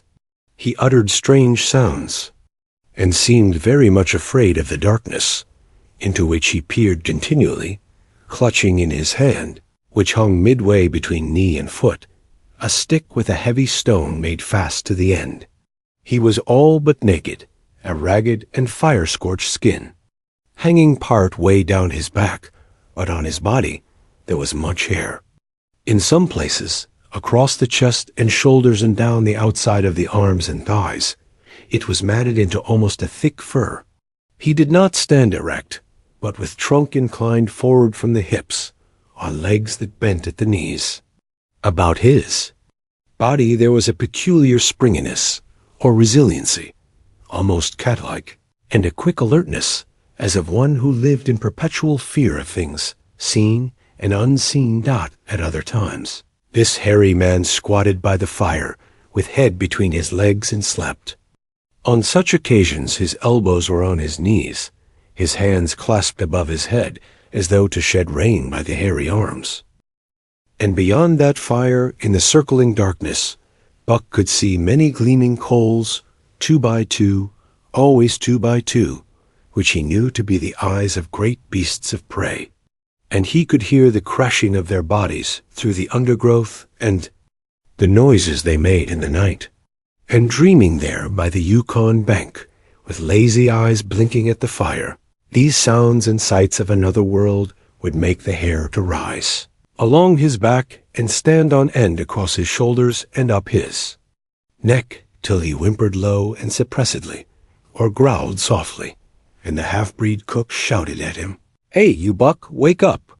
Whereupon the other world would vanish, and the real world come into his eyes, and he would get up and yawn and stretch, as though he had been asleep. It was a hard trip, with the mail behind them, and the heavy work wore them down. They were short of weight and in poor condition when they made Dawson, and should have had a 10 days or a week's rest at least. But in 2 days' time they dropped down the Yukon bank from the barracks, loaded with letters for the outside. The dogs were tired, the drivers grumbling, and to make matters worse, it snowed every day. This meant a soft trail, greater friction on the runners, and heavier pulling for the dogs. Yet the drivers were fair through it all, and did their best. For the animals, each night the dogs were attended to first. They ate before the drivers ate, and no man sought his sleeping robe till he had seen to the feet of the dogs he drove. Still, their strength went down. Since the beginning of the winter, they had traveled 1,800 miles, dragging sleds. The whole weary distance. And 1,800 miles will tell upon life of the toughest. Buck stood it, keeping his mates up to their work and maintaining discipline, though he, too, was very tired. Billy cried and whimpered regularly in his sleep each night. Joe was sourer than ever, and Sol-Lex was unapproachable, line side or other side. But it was Dave who suffered most of all. Something had gone wrong with him. He became more morose and irritable, and when camp was pitched at once made his nest, where his driver fed him. Once out of the harness and down, he did not get on his feet again till harness-up time in the morning. Sometimes in the traces, when jerked by a sudden stoppage of the sled, or by straining to start it, he would cry out with pain. The driver examined him, but could find nothing.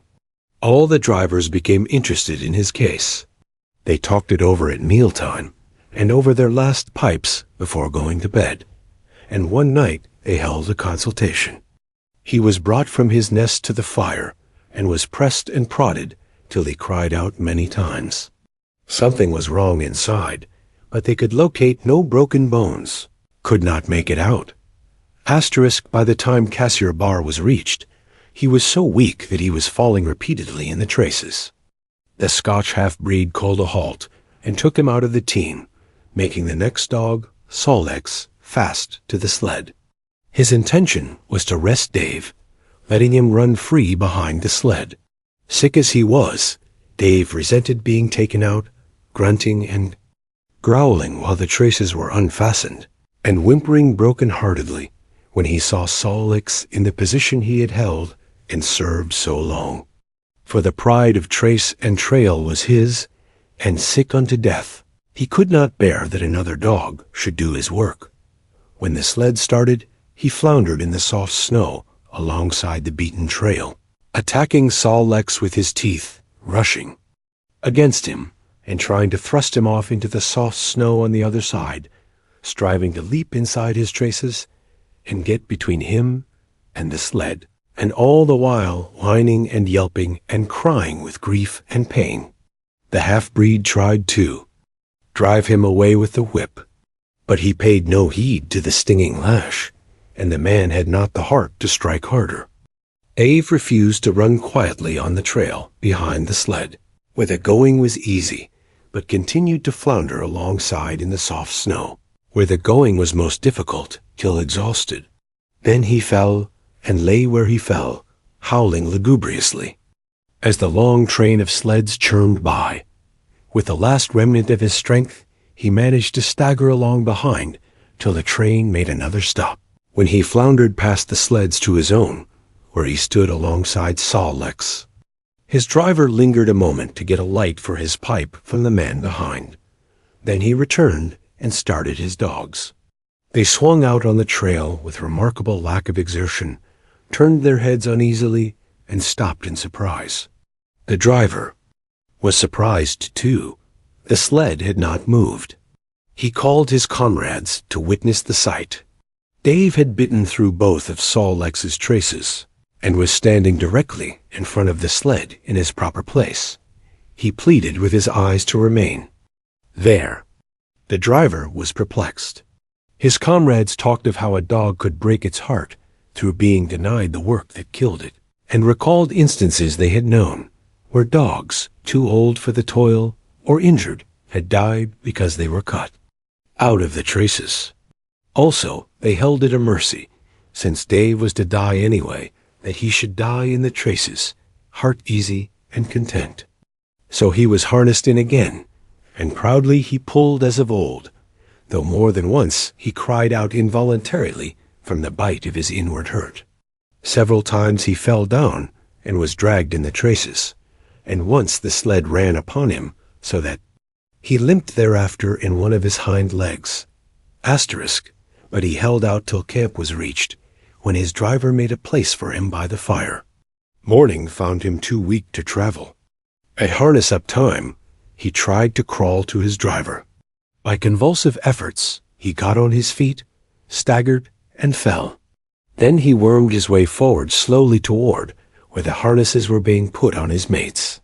He would advance his 4 legs and drag up his body with a sort of hitching movement, when he would advance his 4 legs and hitch ahead again for a few more inches.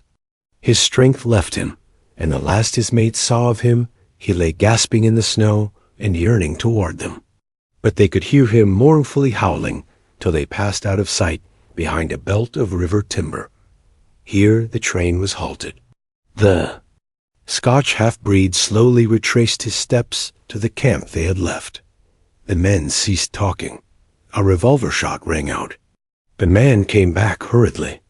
The whips snapped, the bells tinkled merrily, the sleds churned along the trail.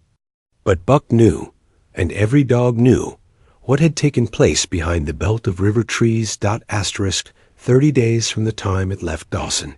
The saltwater mail, with Buck and his mates at the fore, arrived at Skagay. They were in a wretched state, worn out and worn down. Buck's 140 pounds had dwindled to 115. The rest of his mates, though lighter dogs, had relatively lost more weight than he. Pike, the malingerer, who, in his lifetime of deceit, had often successfully feigned a hurt leg, was now limping in earnest. Sol Leks was limping, and Dub was suffering from a wrenched shoulder blade. They were all terribly footsore. No spring or rebound was left in them. Their feet fell heavily on the trail, jarring their bodies and doubling the fatigue of a day's travel. There was nothing the matter with them except that they were dead tired. It was not the dead tiredness that comes through grief and excessive effort, from which recovery is a matter of hours. But it was the dead tiredness that comes through the slow and prolonged strength drainage of months of toil. There was no power of recuperation left, no reserve strength to call upon. It had been all used, the last least bit of it. Every muscle, every fiber, every cell was tired, dead tired. And there was reason for it.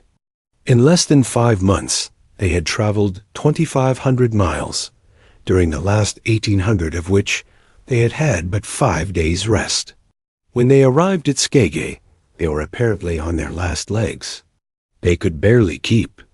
The traces taut, and on the downgrades, just managed to keep out of the way of the sled. Mush on. Poor sore feets, the driver encouraged them, as they tottered down the main street of Skagay. This is the loss. Then we get one long race, eh? For sure. One bully long race. The drivers confidently expected a long stopover. Themselves, they had covered 1,200 miles with 2 days' rest, and in the nature of reason and common justice they deserved an interval of loafing. But so many were the men who had rushed into the Klondike, and so many were the sweethearts, wives, and kin that had not rushed in, that the congested mail was taking on alpine proportions. Also, there were official orders.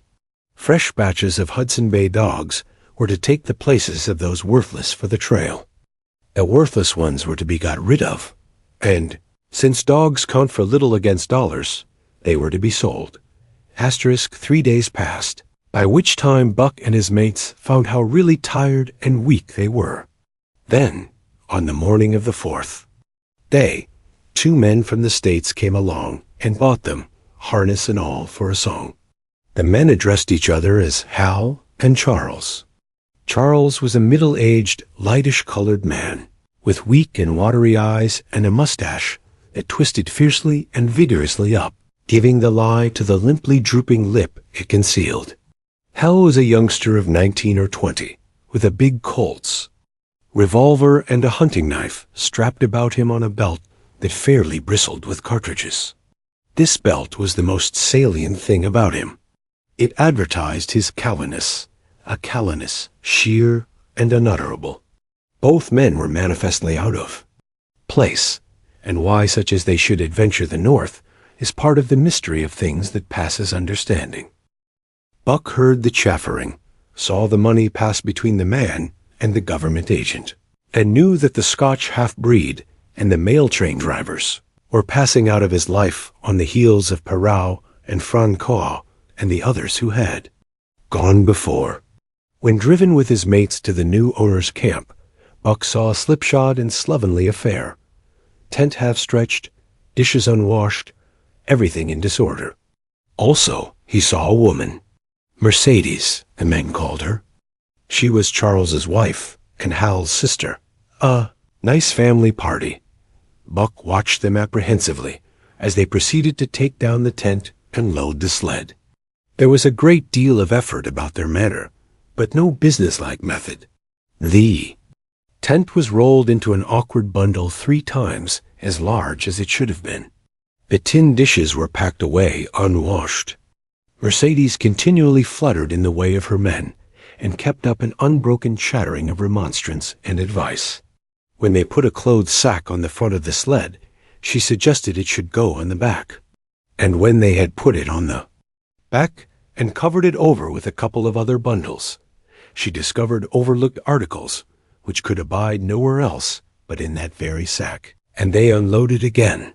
3 men from a neighboring tent came out and looked on, grinning and winking at one another. "You've got a right smart load as it is," said one of them. "And it's not me should tell you your business, but I wouldn't tote that tent along if I was you." "Undreamed of," cried Mercedes, throwing up her hands in dainty dismay.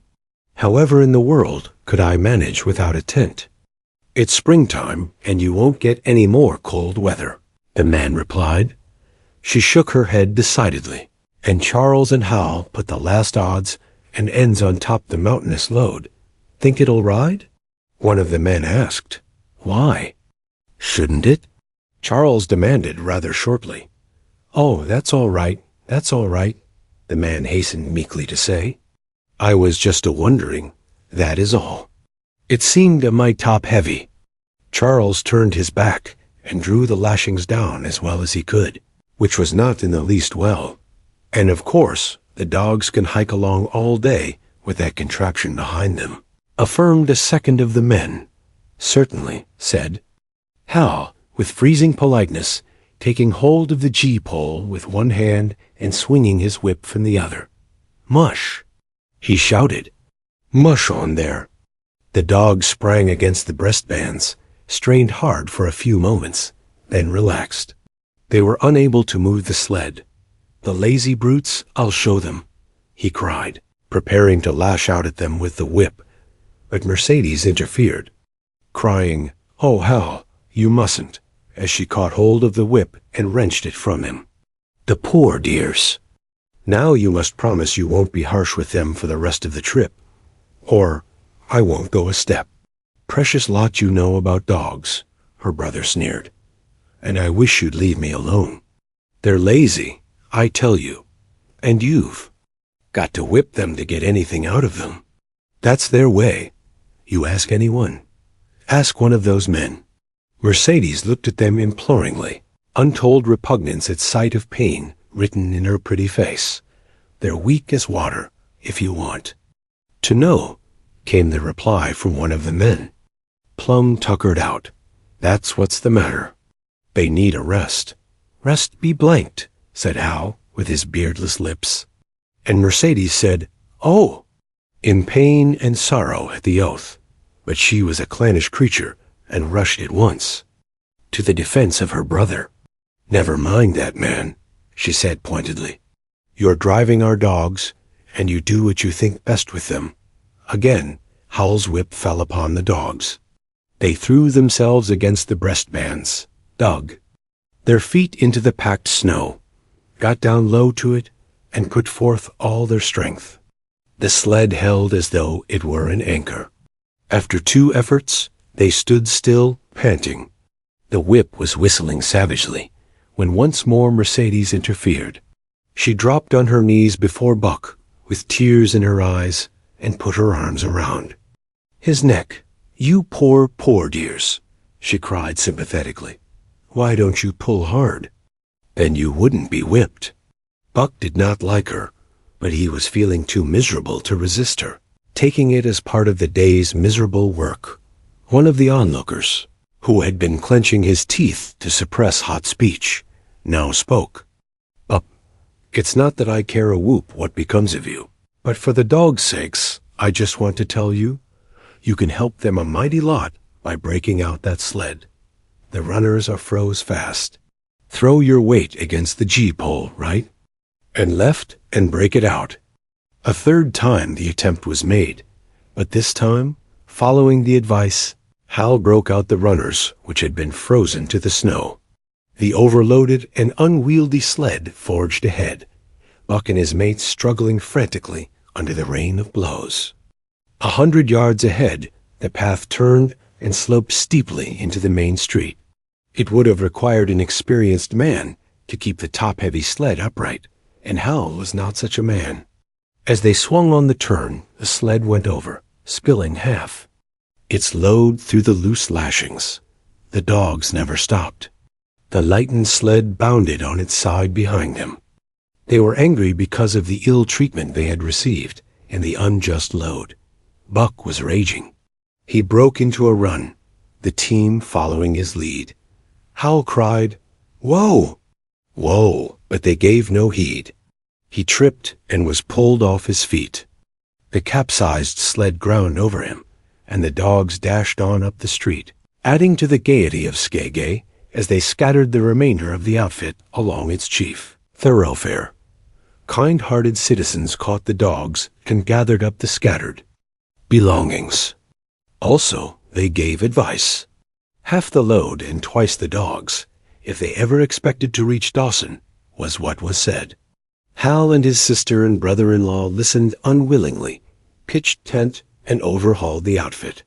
Canned goods were turned. Out that made men laugh, for canned goods on the long trail is a thing to dream about. Blankets for a hotel, quoth one of the men who laughed and helped. Half as many is too much. Get rid of them. Throw away that tent, and all those dishes, who's going to wash them, anyway? Good Lord, do you think you're traveling on a Pullman? And so it went, the inexorable elimination of the superfluous. Mercedes cried when her clothes bags were dumped on the ground, and article after article was thrown out. She cried in general, and she cried in particular over each discarded thing. She clasped hands about knees, rocking back and forth broken-heartedly. She averred she would not go an inch, not for a dozen Charleses. She appealed to everybody and to everything, finally wiping her eyes and proceeding to cast out even articles of apparel that were imperative necessaries. And in her zeal, when she had finished with her own, she attacked the belongings of her men and went through them like a tornado.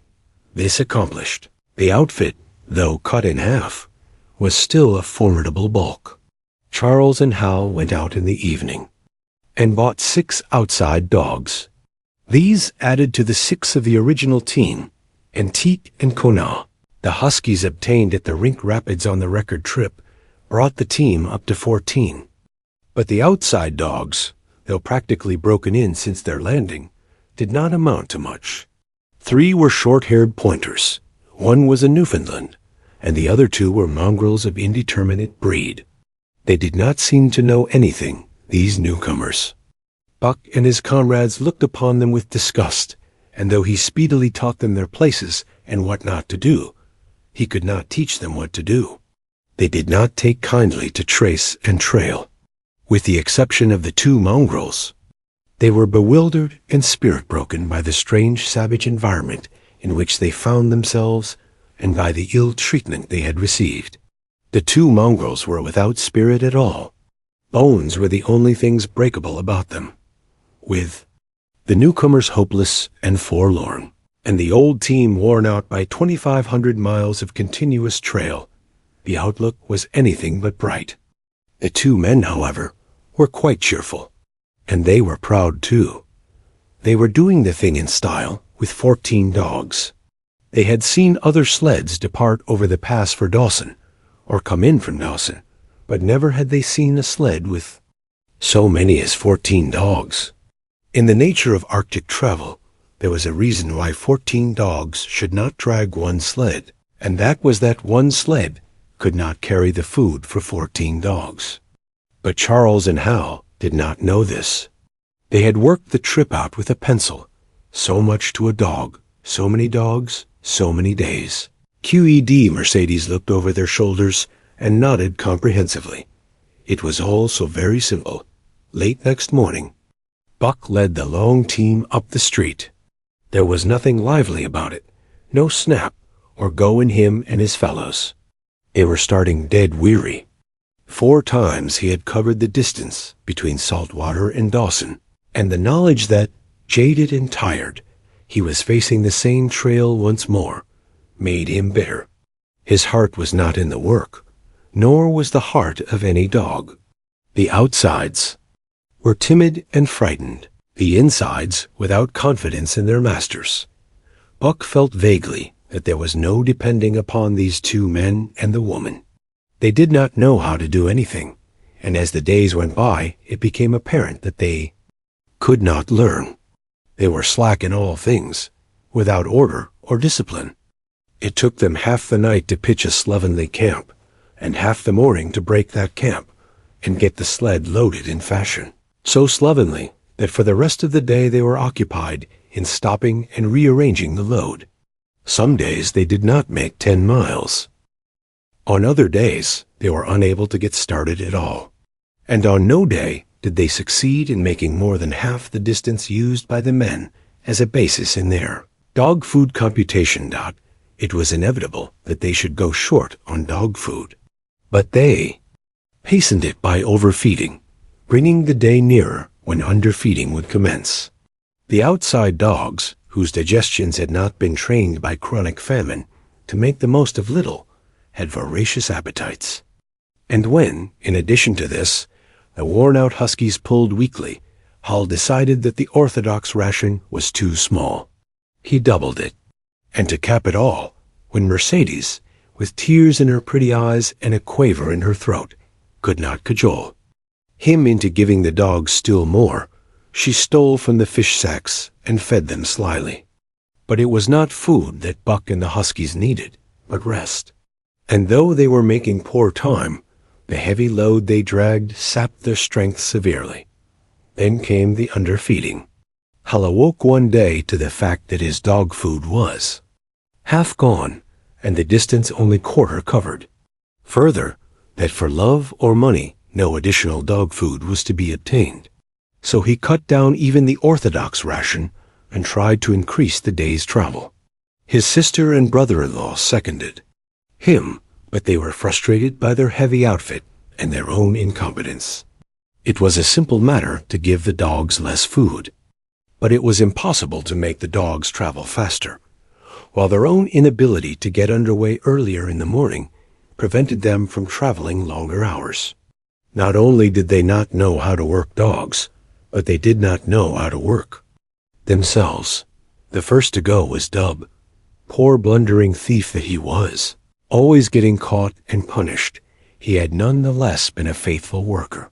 His wrenched shoulder blade, untreated and unrested, went from bad to worse, till finally Hal shot him with the big Colt's revolver. It is a saying of the country that an outside dog starves to death on the ration of the husky, so the 6 outside dogs under Buck could do no less than die on half the ration of the husky. The Newfoundland went first, followed by the 3 short-haired pointers, the 2 mongrels hanging more grittily on to life, but going in the end.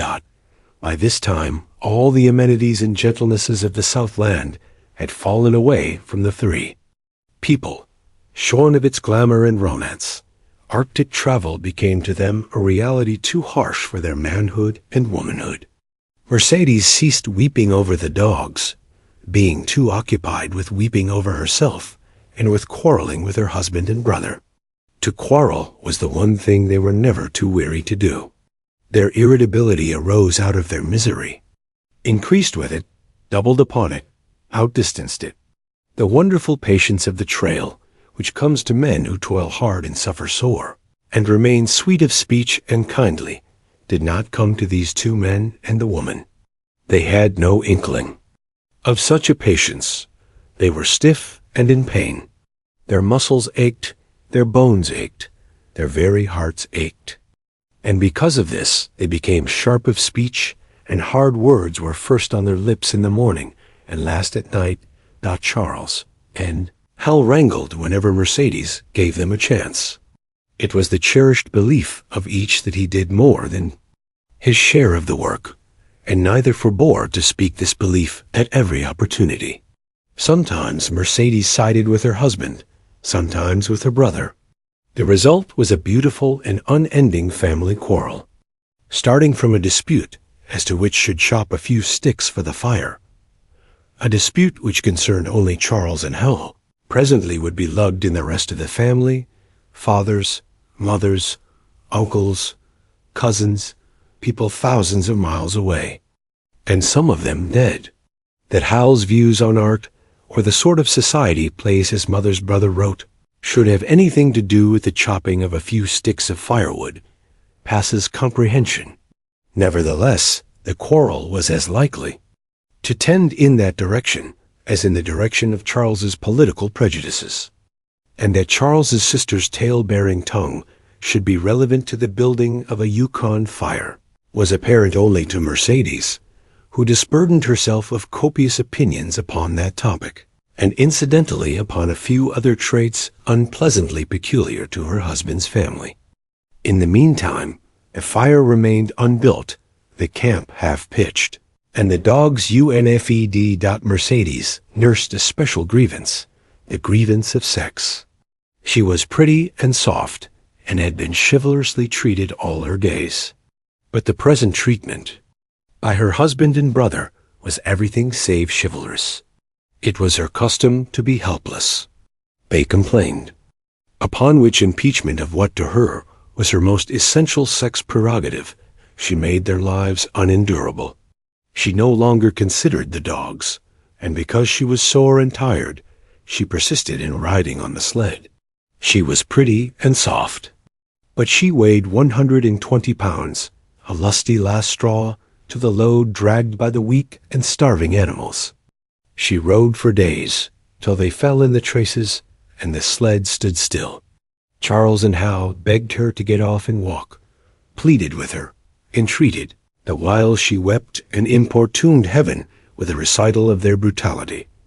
On one occasion, they took her off the sled by main strength. They never did it again. She let her legs go limp like a spoiled child, and sat down on the trail. They went on their way, but she did not move. After they had traveled 3 miles, they unloaded the sled, came back for her, and by main strength put her on the sled again. In the excess of their own misery, they were callous to the suffering of their animals. Hal's theory, which he practiced on others, was that one must get hardened. He had started out preaching it to his sister and brother-in-law. Failing there, he hammered it into the dogs with a club. At the 5 fingers the dog food gave out, and a toothless old squaw offered to trade them a few pounds of frozen horsehide for the Colt's revolver that kept the big hunting knife company at Hal's hip. A poor substitute for food was this hide, just as it had been stripped from the starved horses of the cattlemen 6 months back. In its frozen state, it was more like strips of galvanized iron, and when a dog wrestled it into his stomach, it thawed into thin and innutritious leathery strings, and into a mass of short hair, irritating, and indigestible. And through it all Buck staggered along at the head of the team as in a nightmare. He pulled when he could. When he could no longer pull, he fell down and remained down till blows from whip or club drove into his feet again.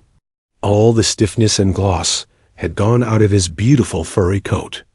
The hair hung down, limp and draggled, or matted with dried blood where Hal's club had bruised him.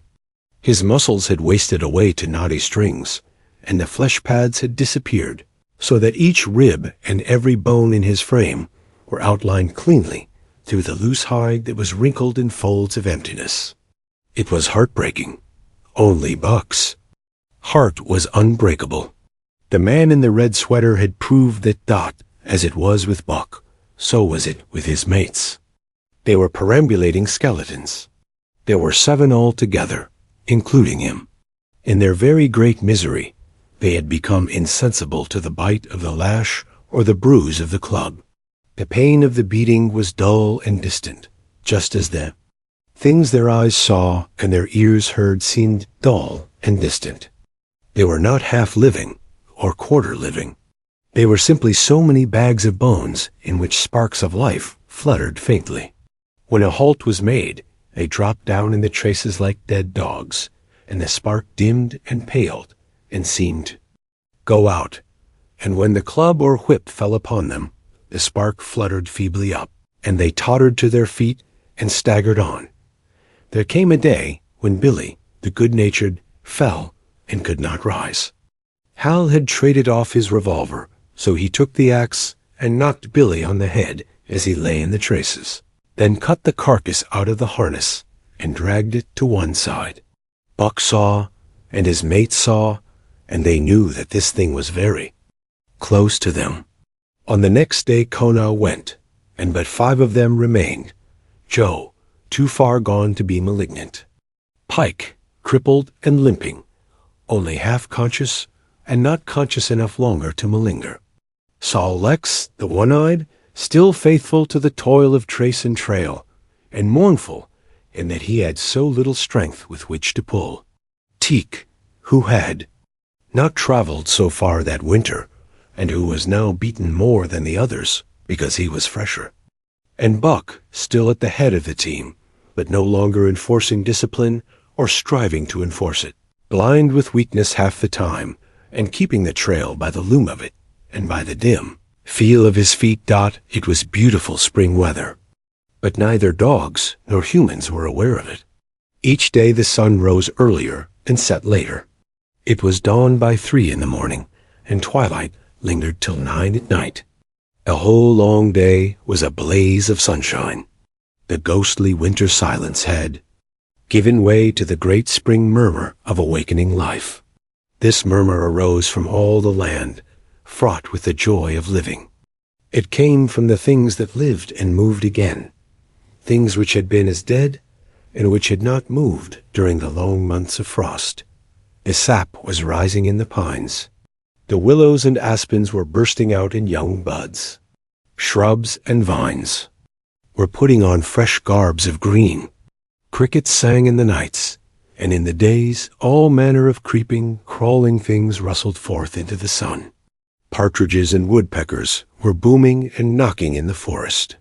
Squirrels were chattering, birds singing, and overhead honked the wildfowl driving up from the south in cunning wedges that split the air.